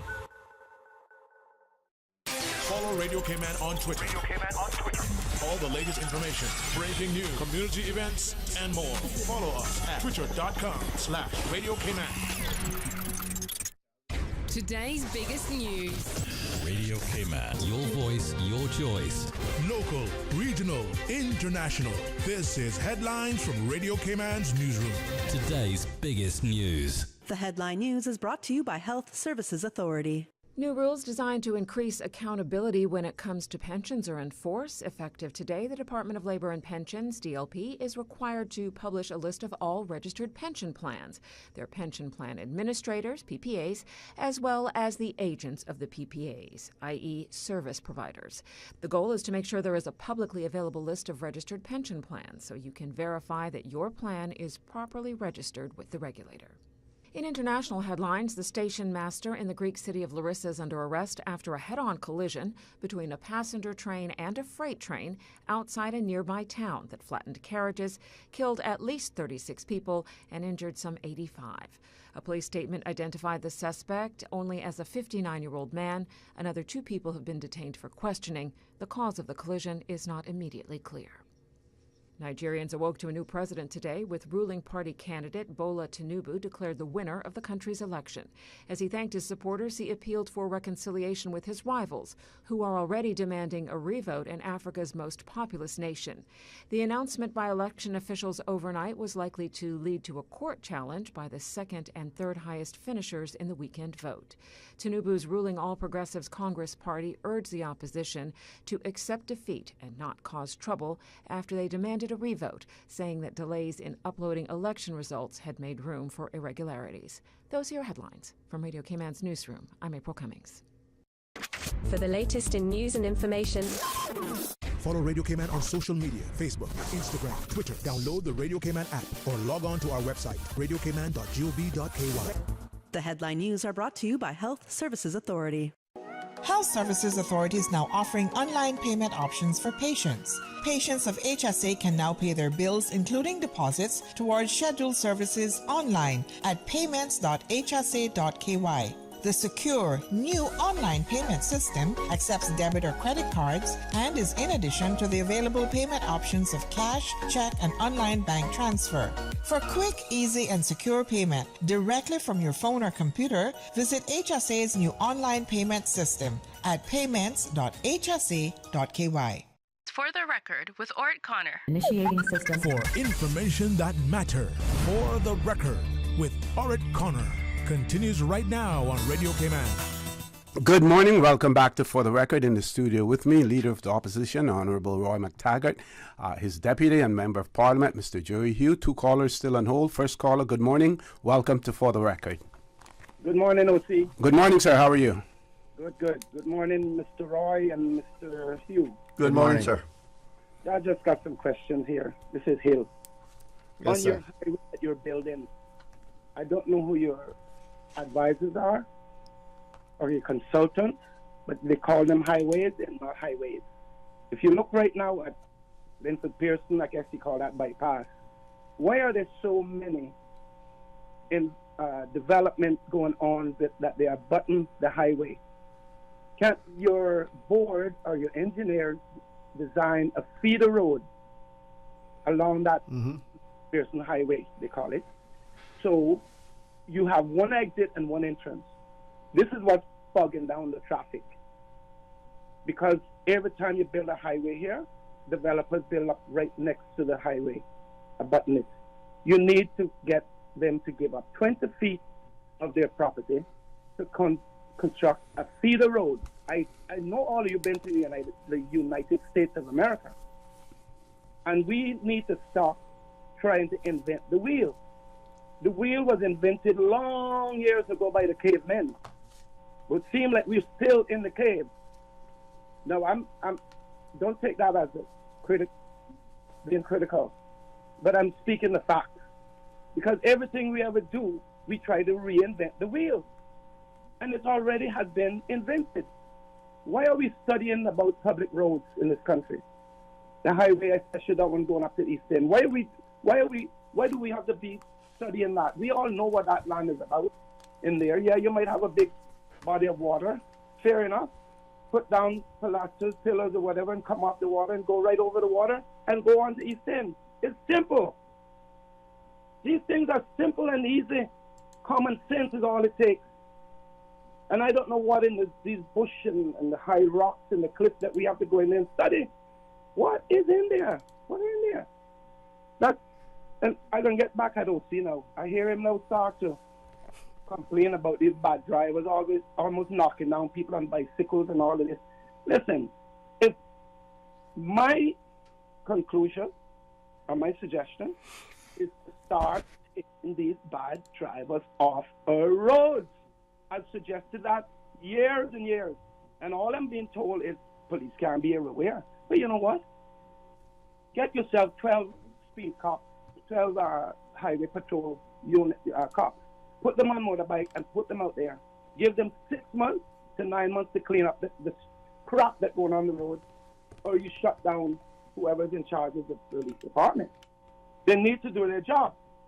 And let's stop calling it traffic department. Traffic department is where you go get your license.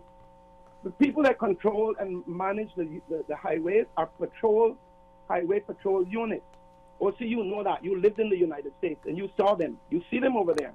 Why is it that we can't put 12 guys out there to clean up our roads? But what's in the name?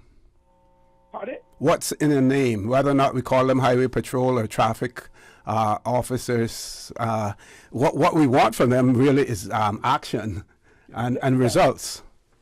But I agree, but then if you're going to keep calling them department, Yeah. they don't think that they should be doing anything to them. Okay, I got you. Yeah. Anyway, I think I said enough. Thank you very much, caller, for that. Let's grab the next caller. Caller, good morning. Welcome to For the Record. Hello, good morning. Good morning. How about now? All right, man. Good morning, Mr. McTaggart, Mr. Hugh. Morning. Good morning. I like to ask questions. Tell me something. When our young children get with one little spliff of weed, and they go to Jamaica to get a visa to go to America, and the embassy say, no, you're a drug user, you're not coming to my country. Case closed, right? Why can't we say, you're coming to work in the Cayman Islands, you cannot own a car? Why are we such cowards? But I can tell you our problem, Our leaders is cowards because our voters is illiterate and cowards. It's our country. If we can make rules in our country to protect our country, our people, who is going to do it? And I got to ask you this, Mr. Joey. I wrote a letter to you from 2019 to 23rd of June about prices in Cayman Block, the cost to do business. I still waiting on address. I got to write another one to this government because you ain't answering. And I can see if you would support it then.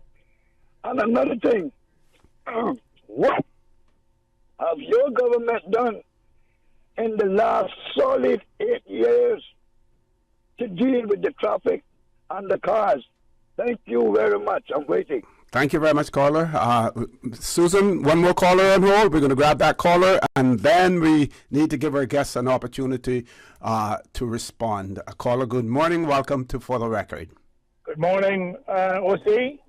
Good morning, sir. Go right ahead. And good morning, leader and deputy leader. Good morning, sir. Good morning. Morning. Just two questions. Well, one is, the question at the end. There's a trend now of young girls getting involved in crime by aiding and abetting hardened criminals.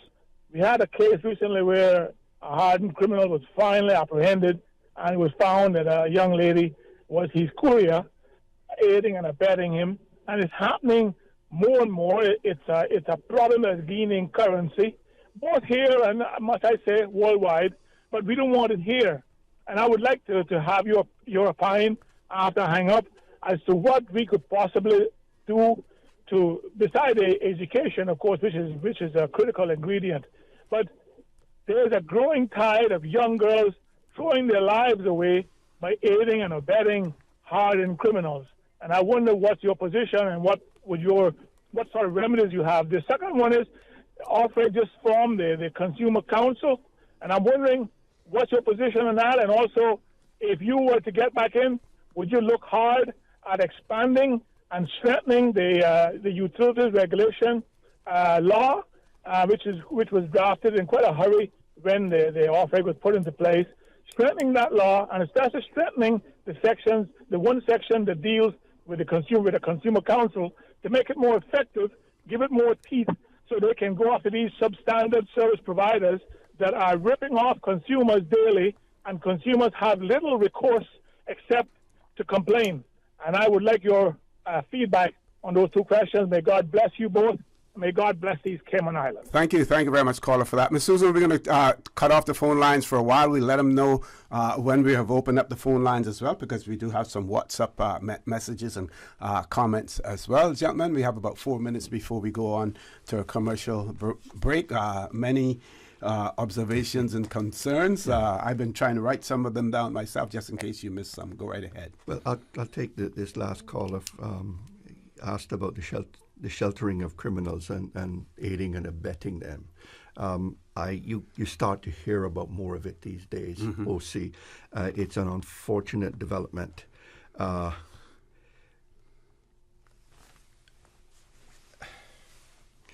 People, and they say mostly young women that are doing these things. And I agree with the caller that education is certainly a huge element of it. But they are adults as well that are making these conscious decisions to to aid and abet and shelter them. There is some reason why they are taking that risk, knowing that A, it's illegal, and two, that they could end up in prison if they are found out. Education is one element, but also the enforcement of the law as well. And I mean, that's never the ideal answer. But what else are you going to do? These are people making that conscious decision to go ahead and to break the law. And so they must, in my mind, face the consequences of it rather than ignore it. But it is an unfortunate development that you see, taking old hair in Cayman these days. And in the reporting, you normally see it when the person is arrested and someone else has been arrested for sheltering them or whatever, but you never hear any more after that as to whether or not a prosecution has taken place. That is quite true. Yeah. And I wonder about that as well. But yes, you are right. But I know in these cases too, where the police are looking for hardened criminals or people, to not necessarily use the term hardened, but criminals that are wanted. In all of those public announcements where they're seeking the public's help, there is a reminder about the consequences of harboring and aiding and abetting them from being captured and coming in and being taken by the police. So, things are done, I think, to make the public aware of what the consequences are. We need now to really just, I think, enforce what the law is. And I think hopefully that would, if you had a few serious prosecutions, it might serve as a deterrent to send future, a strong message out send there. a strong message to the public. So that's my immediate thought. Okay, gentlemen, let's take a commercial break. And to remind our listeners as well that you gentlemen have to leave a little bit early because you do have we have a public accounts committee administrative meeting today. As well. So Joy is a newest member too on the public accounts committee. Excellent. Folks, please stay tuned for the record. We'll be back shortly. What's that? No sugar, same amazing taste? Coca-Cola Zero Sugar is here to stay. Classic taste, pure satisfaction. Be sure to stop into any Tortuga location and get your own case of Coke Zero. Or grab an ice-cold one straight from the cooler. Brought to you by Tortuga Distributors Limited. Coca-Cola, taste the feeling, Cayman. There you go, sir. Thanks for choosing JN Money Transfer. Boy, thanks to JN Money Transfer, I can stay right here in Cayman and pay mama bills back home in Jamaica.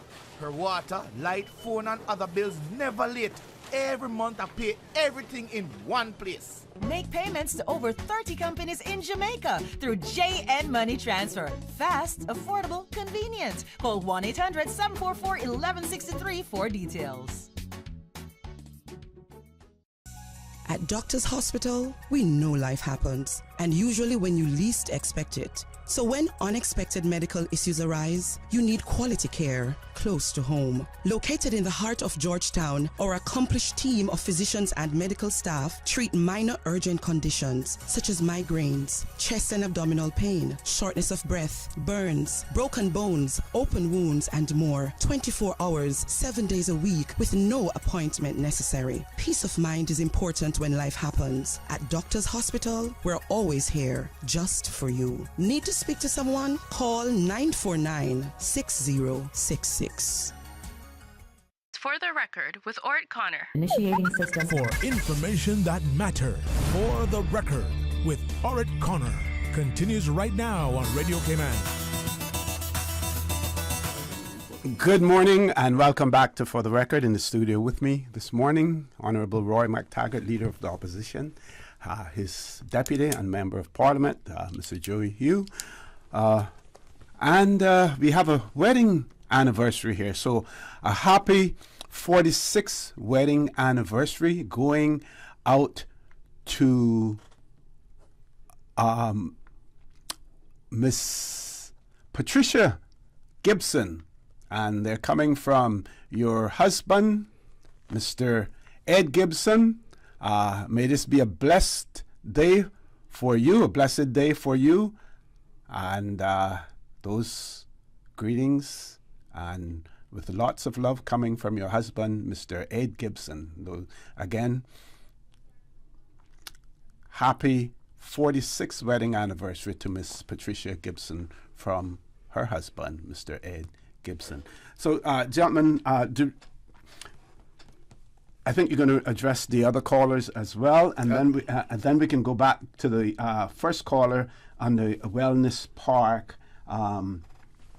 that she wanted to know whether or not that wellness park would be accessible to all persons rather than just the constituency. Yeah, I think she was commenting on the statement that was made by the minister, and the minister of health and wellness and coincidentally the representative for that area.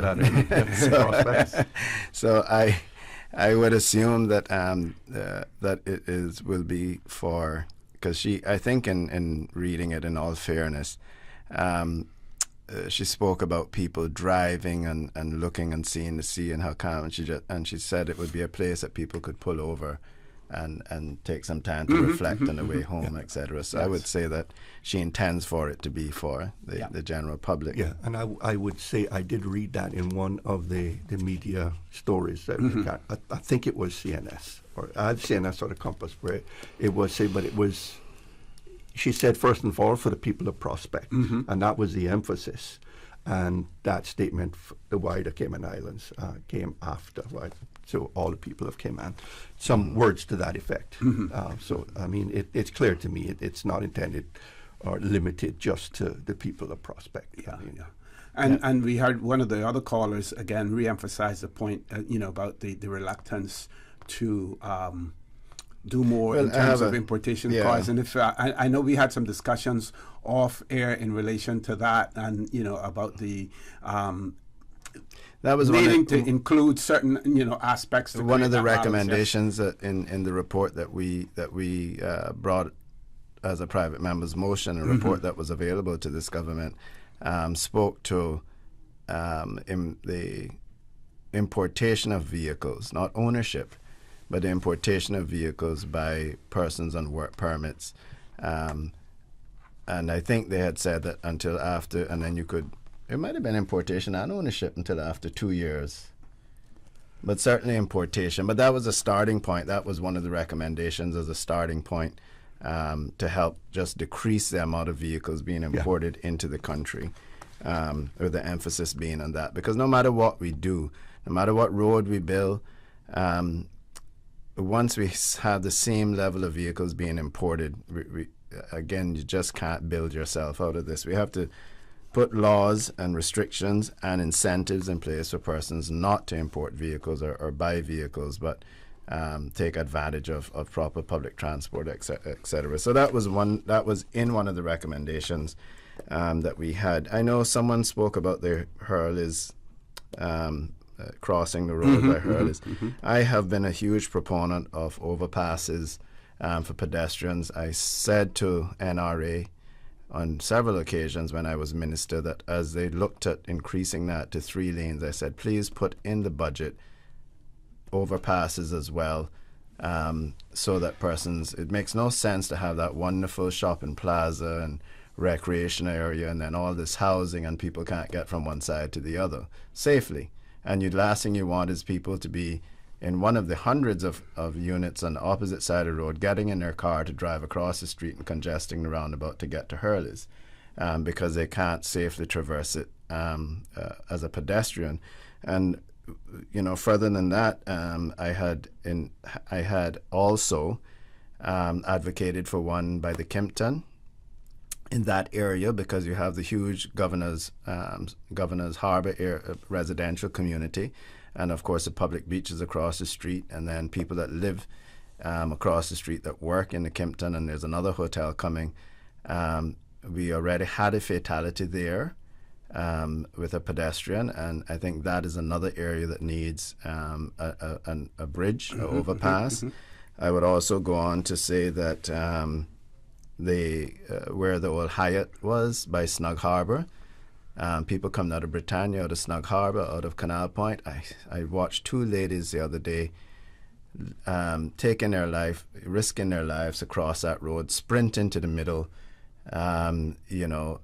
If one of them had fallen or anything, it could have been disastrous. And it's just a heavily trafficked area. People going to Commander Bay from 7 Mile Beach, they just need a route other than the bridge. It's quite a distance there. You could put a metal overpass. You see them all over the U.S. And also, I have been advocating and challenging NRA even when I was a minister. You take the Butterfield roundabout, you have persons going to Industrial Park, you have persons going to Eastern Avenue, you have persons trying to go to A.L. Thompson's. They've now put a pedestrian crosswalk for predominantly for the Humane Society persons walking the dogs. But it's heavily used by pedestrians as well. But then how do you get to that side? How do you get to A.L. Thompson? How do you get to the Tortuga side of North Sound Road?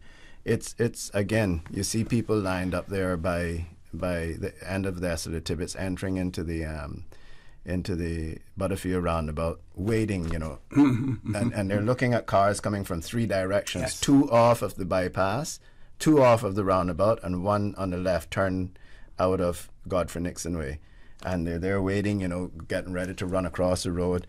Provide a clear access to maneuver, a clear and safe way to maneuver that roundabout to get from one side to the next for persons that are riding their bicycles, that are walking, whatever. Give them a safe way to get across. So if I'm interpreting what you're saying is that we really have to place more emphasis on pedestrians and bicyclists as opposed to the emphasis that we're placing now simply on the vehicular traffic, motor vehicles. It has to be as equal, OC, because as everyone, the one thing in this argument that everybody agrees on is that we cannot continue to import cars at the rate we're doing so, and we cannot build our way out of this strictly by building roads for cars. Yes. We can't. So we have to look at it across the board.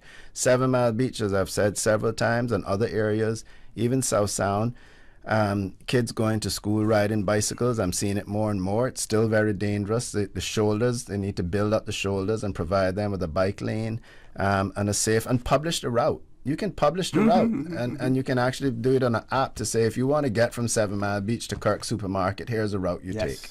Yes. Right, and which side of the road you should be on, and clearly identify bicycles, pedestrians. If we really want to make a change, we give lip service to reducing our carbon footprint.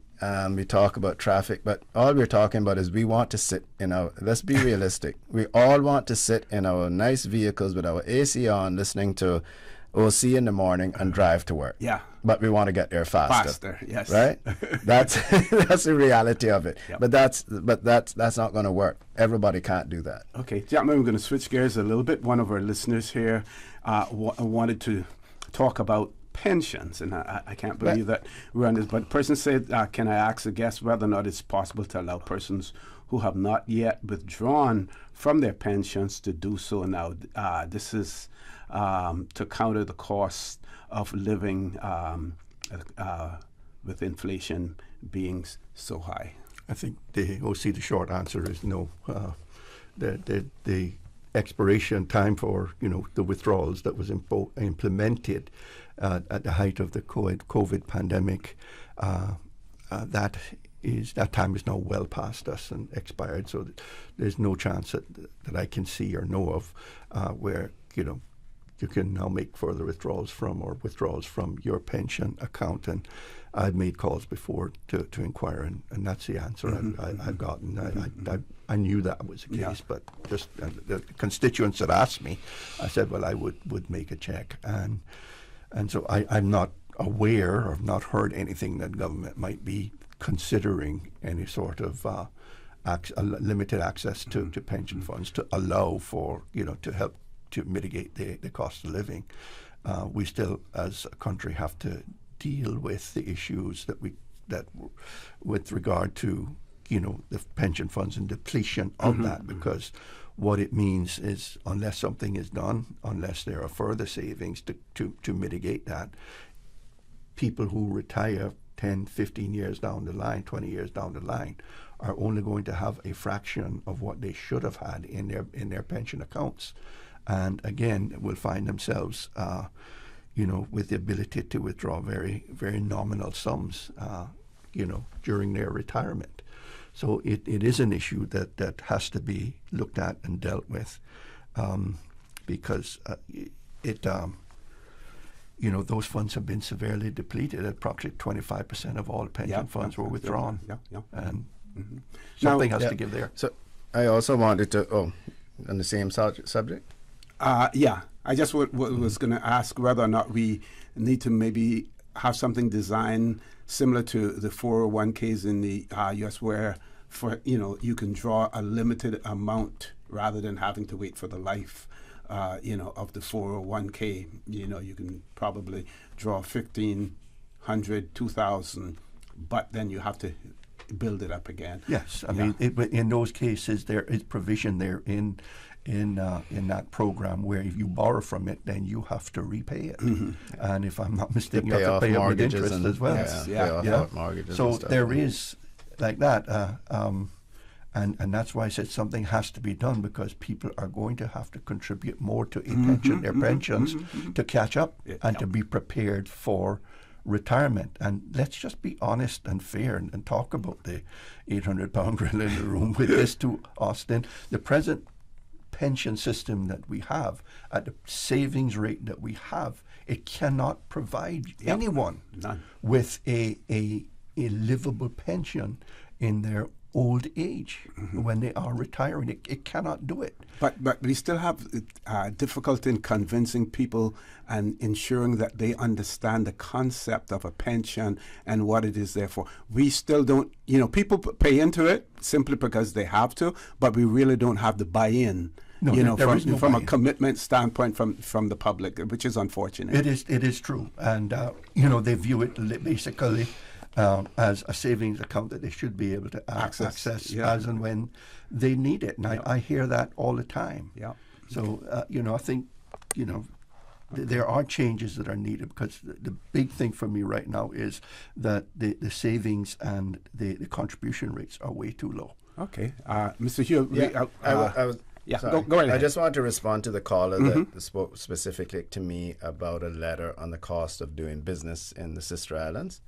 And I'll say to that caller, if you sent me a letter on the cost of doing business in the Sister Islands and you did not hear back from me, whether in person or by writing, I apologize. What I do know is that I received a letter from the caller on the trade and business licenses for an wholesale or importer of alcoholic beverages into the Cayman Islands.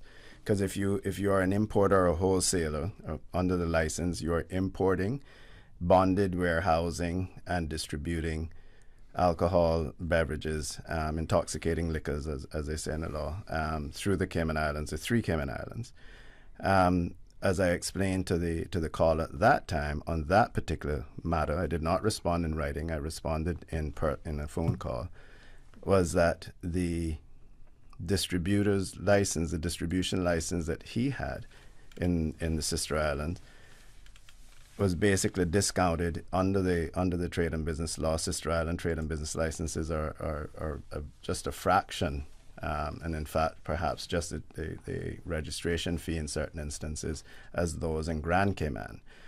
But if he were to get a importer's distributor's license, then it wouldn't mean that you would just be distributing in Cayman Brac. It would mean that you could distribute throughout the Cayman Islands.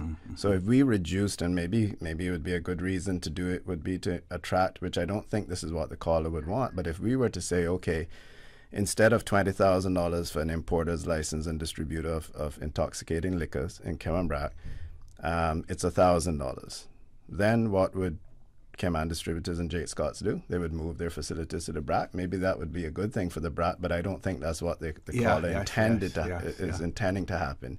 He was speaking to his own business and the security. He did give some good points about the security of his own business to keep out competition in that sense, to give him a fighting chance.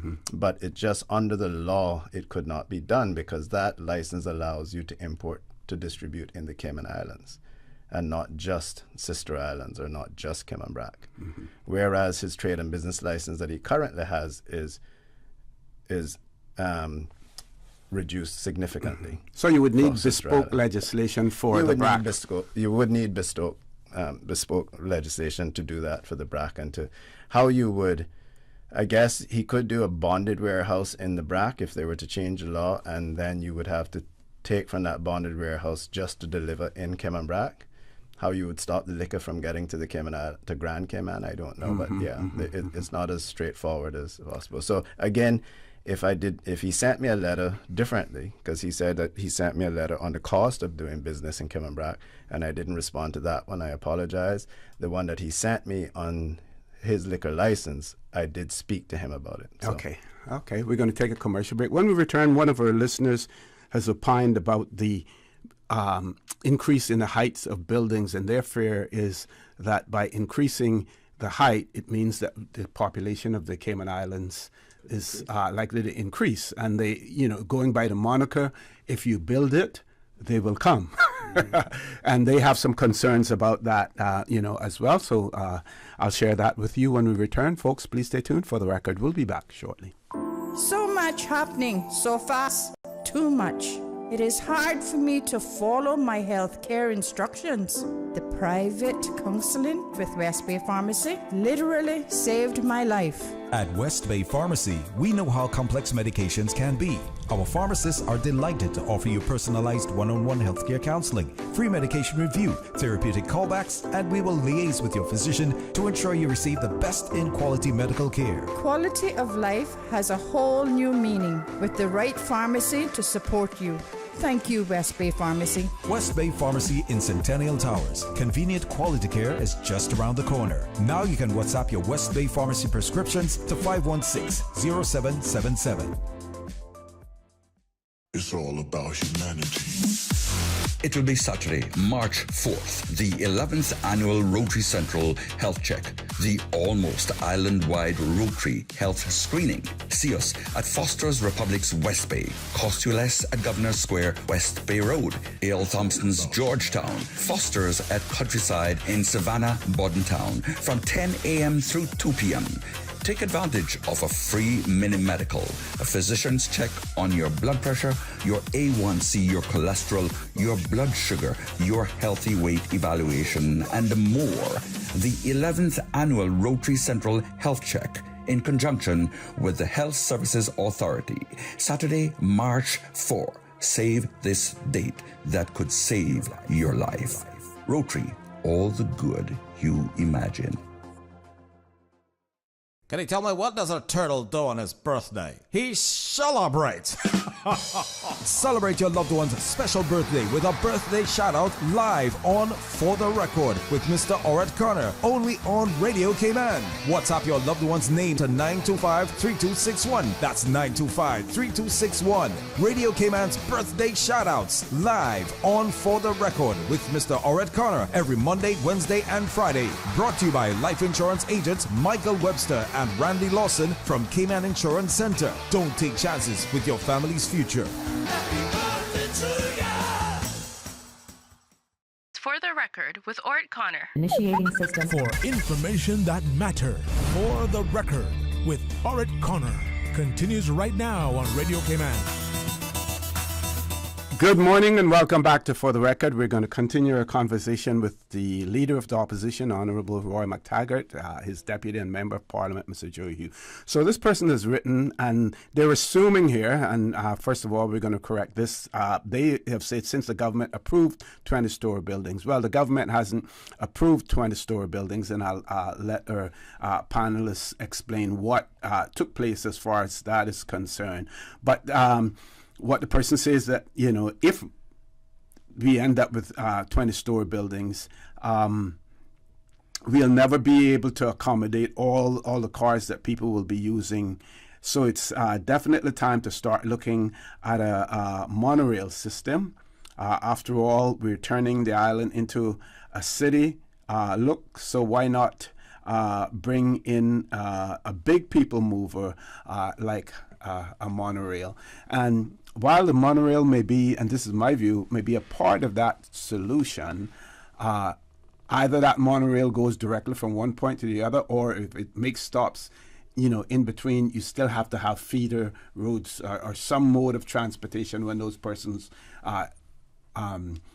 get off that monorail as well, because it's not going to be at your doorstep. And you're going to have parking at those Yes. monorail stations as Exactly, well. yeah. So, I mean, you are dead right, OC. It is not as simple as just say we're going to build a monorail system. There are so many other things that go along with it that in order to make it successful. But I think, picking up from what you had said with regard to this whole issue of 20-story buildings, it isn't. You are totally right. It is not correct that government has approved it. What happened was that I think it was the member for West Bay West brought a private member's motion to the House in December, asking the government to consider increasing the limits on the height of buildings in Cayman. And I think his initial filing of the private member's motion actually stated 30 stories, if I remember correctly, and it was amended to bring it down to 20 to 22, I think, somewhere like that. But any event, that's how it has arisen. But we have the private member's motion asked government to consider it. Yes. And, and governments have considered many things over the years. Yes. The deputy leader, he spoke when he got him spoke in support of it. He was speaking for the Progressives opposition, that we did support the private members' motion, asking them to look at it. We do believe that, in the future, that there is only one thing to do, and that is to go higher. Because, as you said, the land is limited, but to think you're going to leave it as it is, and that all of a sudden population growth is going to come to an end, and everybody will live happily ever after. That's unrealistic. Yes, yeah. You have to plan for growth, because I have said it on here in numerous programs, public statements and radio, whatever, that a country that isn't growing is a dying country. And you are going to get growth. It is inevitable. And the only way to deal with that now, you've seen Cayman, as more and more encroachment takes place on critical habitat and areas that really are in need of conservation, is to allow for building heights to go higher.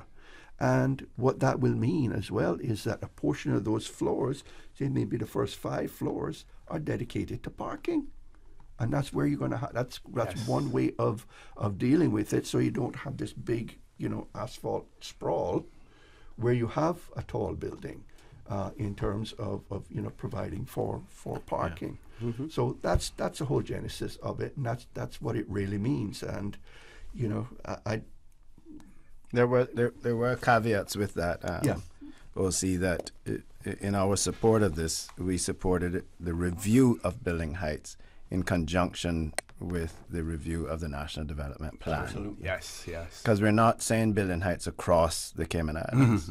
We're saying let us review the National Development Plan. Let us look at areas where and we're talking about 7 Mile Beach specifically, in particular at this moment, there'll be other places where we require a voluntary retreat from the shoreline due to, whether we want to say that it's due to global warming, rising sea tides, sea walls, whatever the case, and maybe a combination of the above, that have led to the depletion of the sand in 7 Mile Beach. We are going to require a a retreat from the shoreline. And in the future plans, and certainly what was proposed in Plan Cayman, was to review the setback requirements and perhaps look at taking it back to closer to, or what we used to call the vegetation line, where it used to be, versus where, and you can see all the older condos that were built under the laws back then, where it was setbacks were from the vegetation line versus from the high water mark. So if you're going to do that, then perhaps because of the makeup of the parcels of land along the 7 Mile Beach, we may need to incentivize some of those older condos, some of those now that are experiencing beach loss and that sort of stuff. If we're going to say to them, knock your buildings down and build a new building, but we want you to build it all the way back here, the only way perhaps to make that feasible is to provide them with the ability to go a bit higher, whatever that may be determined based on the surrounding area, versus a sprawling building or losing square footage because they've retreated from the beach. There's also the case I noted during my debate that there are several older condos along the 7 Mile Beach that are facing major renovations and are looking at the cost of bringing those condos. And when you look at the cost of bringing those condos up to current code, including the need to make them disability accessible, and the new fire codes, etc., it may make more sense for them to knock those buildings down and build new buildings. Now, in order to get them to maintain the setbacks they're at, or even take further setbacks from the shoreline, we may have to trade off some square footage going vertically versus horizontal. So those are some of the things we discussed during that. I listed a whole bunch of things to be taken into consideration, which were all part of the Plan Cayman recommendations to look at when making these sorts of decisions. But again, it wasn't across the island. It wasn't, as I said back then, people in certain parts of the island do not want and do not need and should not have high-rise buildings. And there are certain areas that are starting to look like that or may need that, or that is what the people in that area want. So all of those things would fall under a proper review of the National Development Plan, which sadly does not look like it will happen in this term in this government's term once again. So, okay, gentlemen, we're going to take our final break. Give you an opportunity for some closing comments before you leave, because we know that you have to be off to your next meeting. Folks, please stay tuned. For the record, we'll be back shortly. Are you feeling sick but don't feel ill enough to go to the doctor? Ask your pharmacist for advice. Here at West Bay Pharmacy, our pharmacists have been trained to offer helpful, easy-to-understand advice on the treatment of everyday minor ailments for yourself and all the family. Anything from headaches, cough, and sore throat to cold sores, our pharmacists will know when medical help is needed and will not hesitate to refer you to your doctor if your symptoms demand it. Like doctors, our pharmacists have a professional code, which means all personal information you give them will be treated in the strictest confidence. Visit us today at West Bay Pharmacy, where we care about your health. What's that? No sugar, same amazing taste? Coca-Cola Zero Sugar is here to stay. Classic taste, pure satisfaction. Be sure to stop into any Tortuga location and get your own case of Coke Zero. Or grab an ice-cold one straight from the cooler. Brought to you by Tortuga Distributors Limited. Coca-Cola, taste the feeling, Cayman. Tune in every Monday through Friday at 12 p.m. for Radio Cayman's Midday Newscast. Radio Cayman, the People's Station, your trusted official source for the latest news. The 12 p.m. news is proudly brought to you by Health City Cayman Islands. World-class healthcare within your reach. For the record, with Orrett Connor. Initiating system. For information that matters. For the record, with Orrett Connor. Continues right now on Radio Cayman. Good morning and welcome back to For the Record. We're on The last segment of the show this morning with the Leader of the Opposition, Honourable Roy McTaggart, and his Deputy and Member of Parliament, Mr. Joey Hugh. Gentlemen, before you wind up for me, that old saying that Nero, the Emperor, fiddled while Rome burnt. Some persons are equating our situation here in the Cayman Islands in similar to that scenario, and it has to do with the development that is now taking place on the eastern end of the island. At one point in time, when we wanted to control development on 7 Mile Beach area, we had the Go East initiative. If we are going to continue to say, well, okay, 7 Mile Beach has reached a point where we can allow higher buildings, more development there, then is there a need for us to ensure that the peace and tranquility that exists in the eastern end of the island remains that way? I see now, for instance, apartment blocks going up less than a half a mile away from where the blowholes are. And, we see more and more apartments taking place there. This development plan that we need to have, that's our Rome burning at this point in time if that doesn't occur. Yeah, and that is another reason, OC, to do it in zones, so that each individual area gets attention and the persons living in that area, their voices are heard. Because if you do the entire island at once and you public consultate on the entire island at once, your natural focus and the focus the focus will naturally go to the more dire areas, because of the lack of attention over the last 20 years. But what is important, just as important or equally important, is that the focus goes to the areas that development hasn't hit yet or is just starting, so we can look and say, well, how do we want that to look? How would we want apartments to look along that stretch where the blowholes are? What areas need to be properly zoned for agriculture, residential, no tourism activities, etc., making it easier for Caymanians to build in that area. There's an array of things that can be done using the National Development Plan, but also taking it further to say, okay, this area is emerging. Where will the industrial park be? Where will the town center be in that area? Because it is going to happen. Yep. East End will have a town center one day. Where will that town center be? Where would we encourage commerce to be that it doesn't encroach on agriculture, that you don't have a man building his law offices and complaining about the farmer next door, his cows, and that he's had cows 3 generations. These are the things that have to happen. These are the things that proper planning and zoning will avoid. So I agree there that, and I've beaten the horse to death on that one. I can't say anymore on how important that National Development Plan review is, and we haven't heard anything more. And OC, I'll probably just wind up myself and then hand over to the leader to close. Again, when you started talking about burning, I of course my mind went to the landfill. Yes.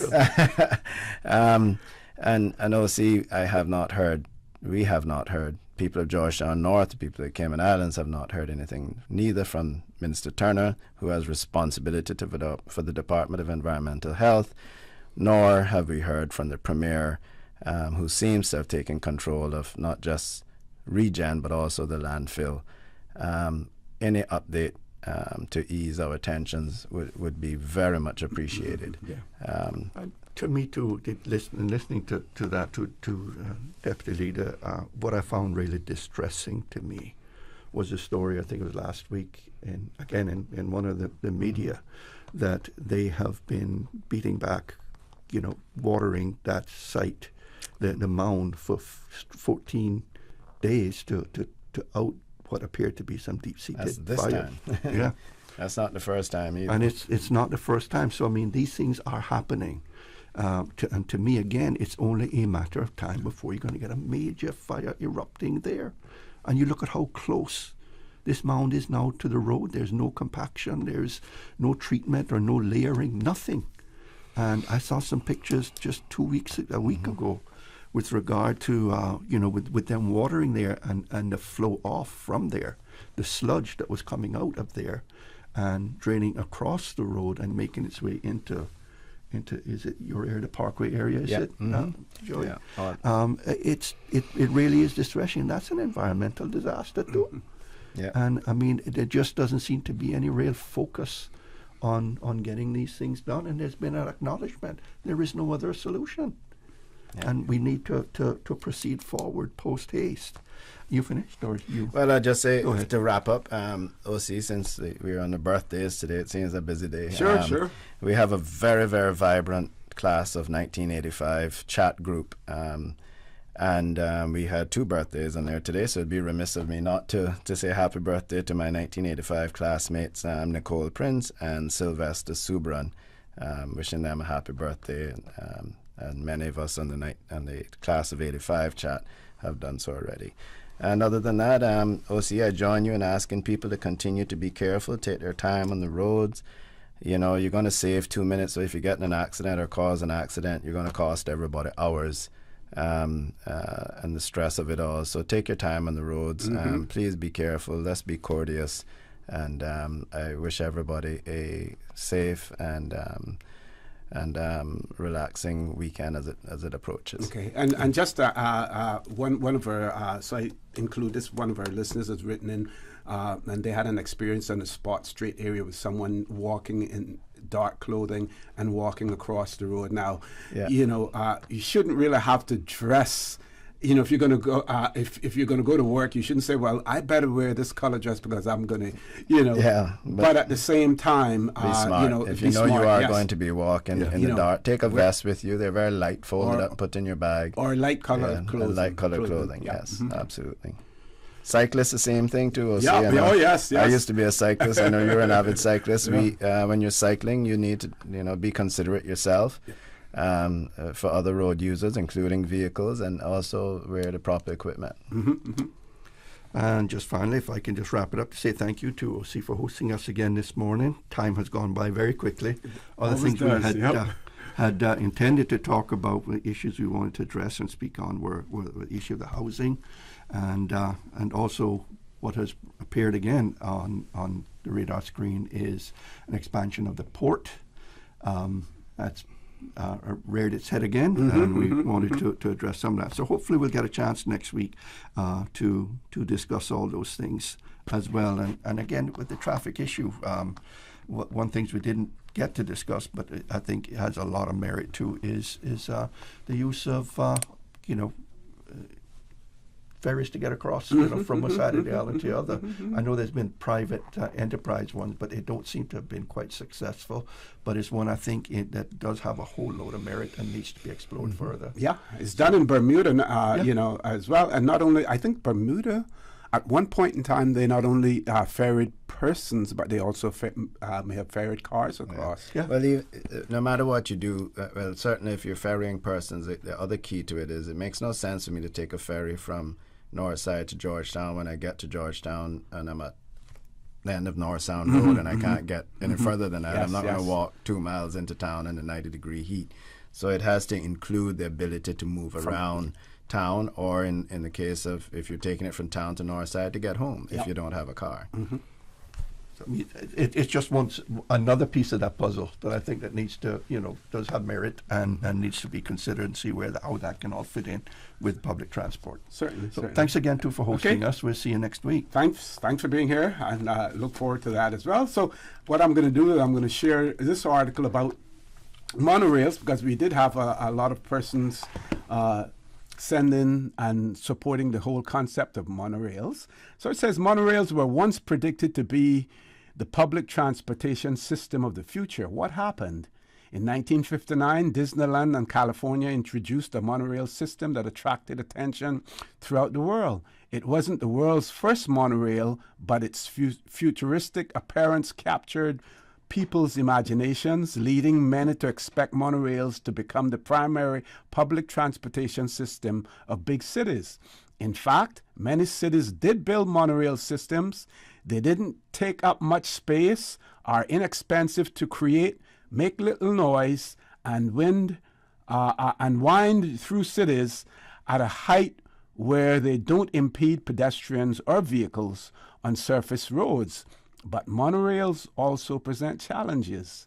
They can't connect directly to conventional railways and subways, so passengers have to transfer, and the tracks are usually made of concrete, making it difficult to establish switch tracks. So one of the things we talk about, that transfer from the monorail, you have to have an existing system along the way as well. So that was interesting. It says monorails are still popular in amusement parks, which have more controlled environments and no need to tie into existing transportation systems, but they also continue to play an important role in cities like Tokyo, where a monorail carries a total of 127,000 passengers a day. In Asia, and a number of new monorails have been planned as well. Now, I did hear someone talk about monorails and say that they're basically, becoming extinct because of the unavailability of parts, for them. Now, that may be, what some cities in the U.S. are experiencing, but worldwide, that does not seem to be the case, as well. Yeah, gentlemen, thank you all very much. Thank you. Folks. See you in 2 weeks. Yes, folks, I want to thank you. All of those who called in, all of those who didn't get an opportunity to call in because we cut the phone off, but we try to create that balance where the emails, the WhatsApp messages, the birthday greetings, the phone calls as well, and we hope and we trust that we have presented a forum for you to air your concerns, to voice your opinions, to basically communicate with your elected officials as well. So I want to thank you for allowing Radio Cayman, and by extension For the Record, into your homes, into your vehicles as you traverse the busy and sometimes dangerous roads of the Cayman Islands, into your places of work, wherever that may be. I also want to remind you that we are our brothers and our sisters' keepers. There is always someone out there who's less fortunate than we are, and I ask you to extend a helping hand to them. If you can't do that, then I suggest you donate to a worthy charity, because we always want to consider those who need, not necessarily those who want or even those who crave. So I say to you, have a great day. Continue to support your radio station, Radio Cayman. Join Sterling Dwayne Banks at 12:15 for Talk Today. And as usual, before I go there, one of our listeners has opined and say, if you think that we are experiencing traffic issues now, wait until we decriminalize the use of ganja in the Cayman Islands. So I just wanted to add that to it as well. And with that, we ask the good Lord to bless these three beautiful, wonderful Cayman Islands. For the Record, proudly brought to you by Coca-Cola, available across the Cayman Islands from Tortuga distributors. Accept no substitutes. Taste the feeling with Coca-Cola. Brand Source Home Gallery, inspiring luxury. West Bay Pharmacy, taking care of your health. And JN Money. From abroad to yard. Fast, affordable, convenient. Doctors Hospital. Peace of mind is important when life happens. Doctors Hospital, always there for you. Call 949-6066. From district to district, moving through the waters to Cayman Brac and Little Cayman. Your station, your voice. All things Cayman. One radio, many people. This is home. Radio Cayman in the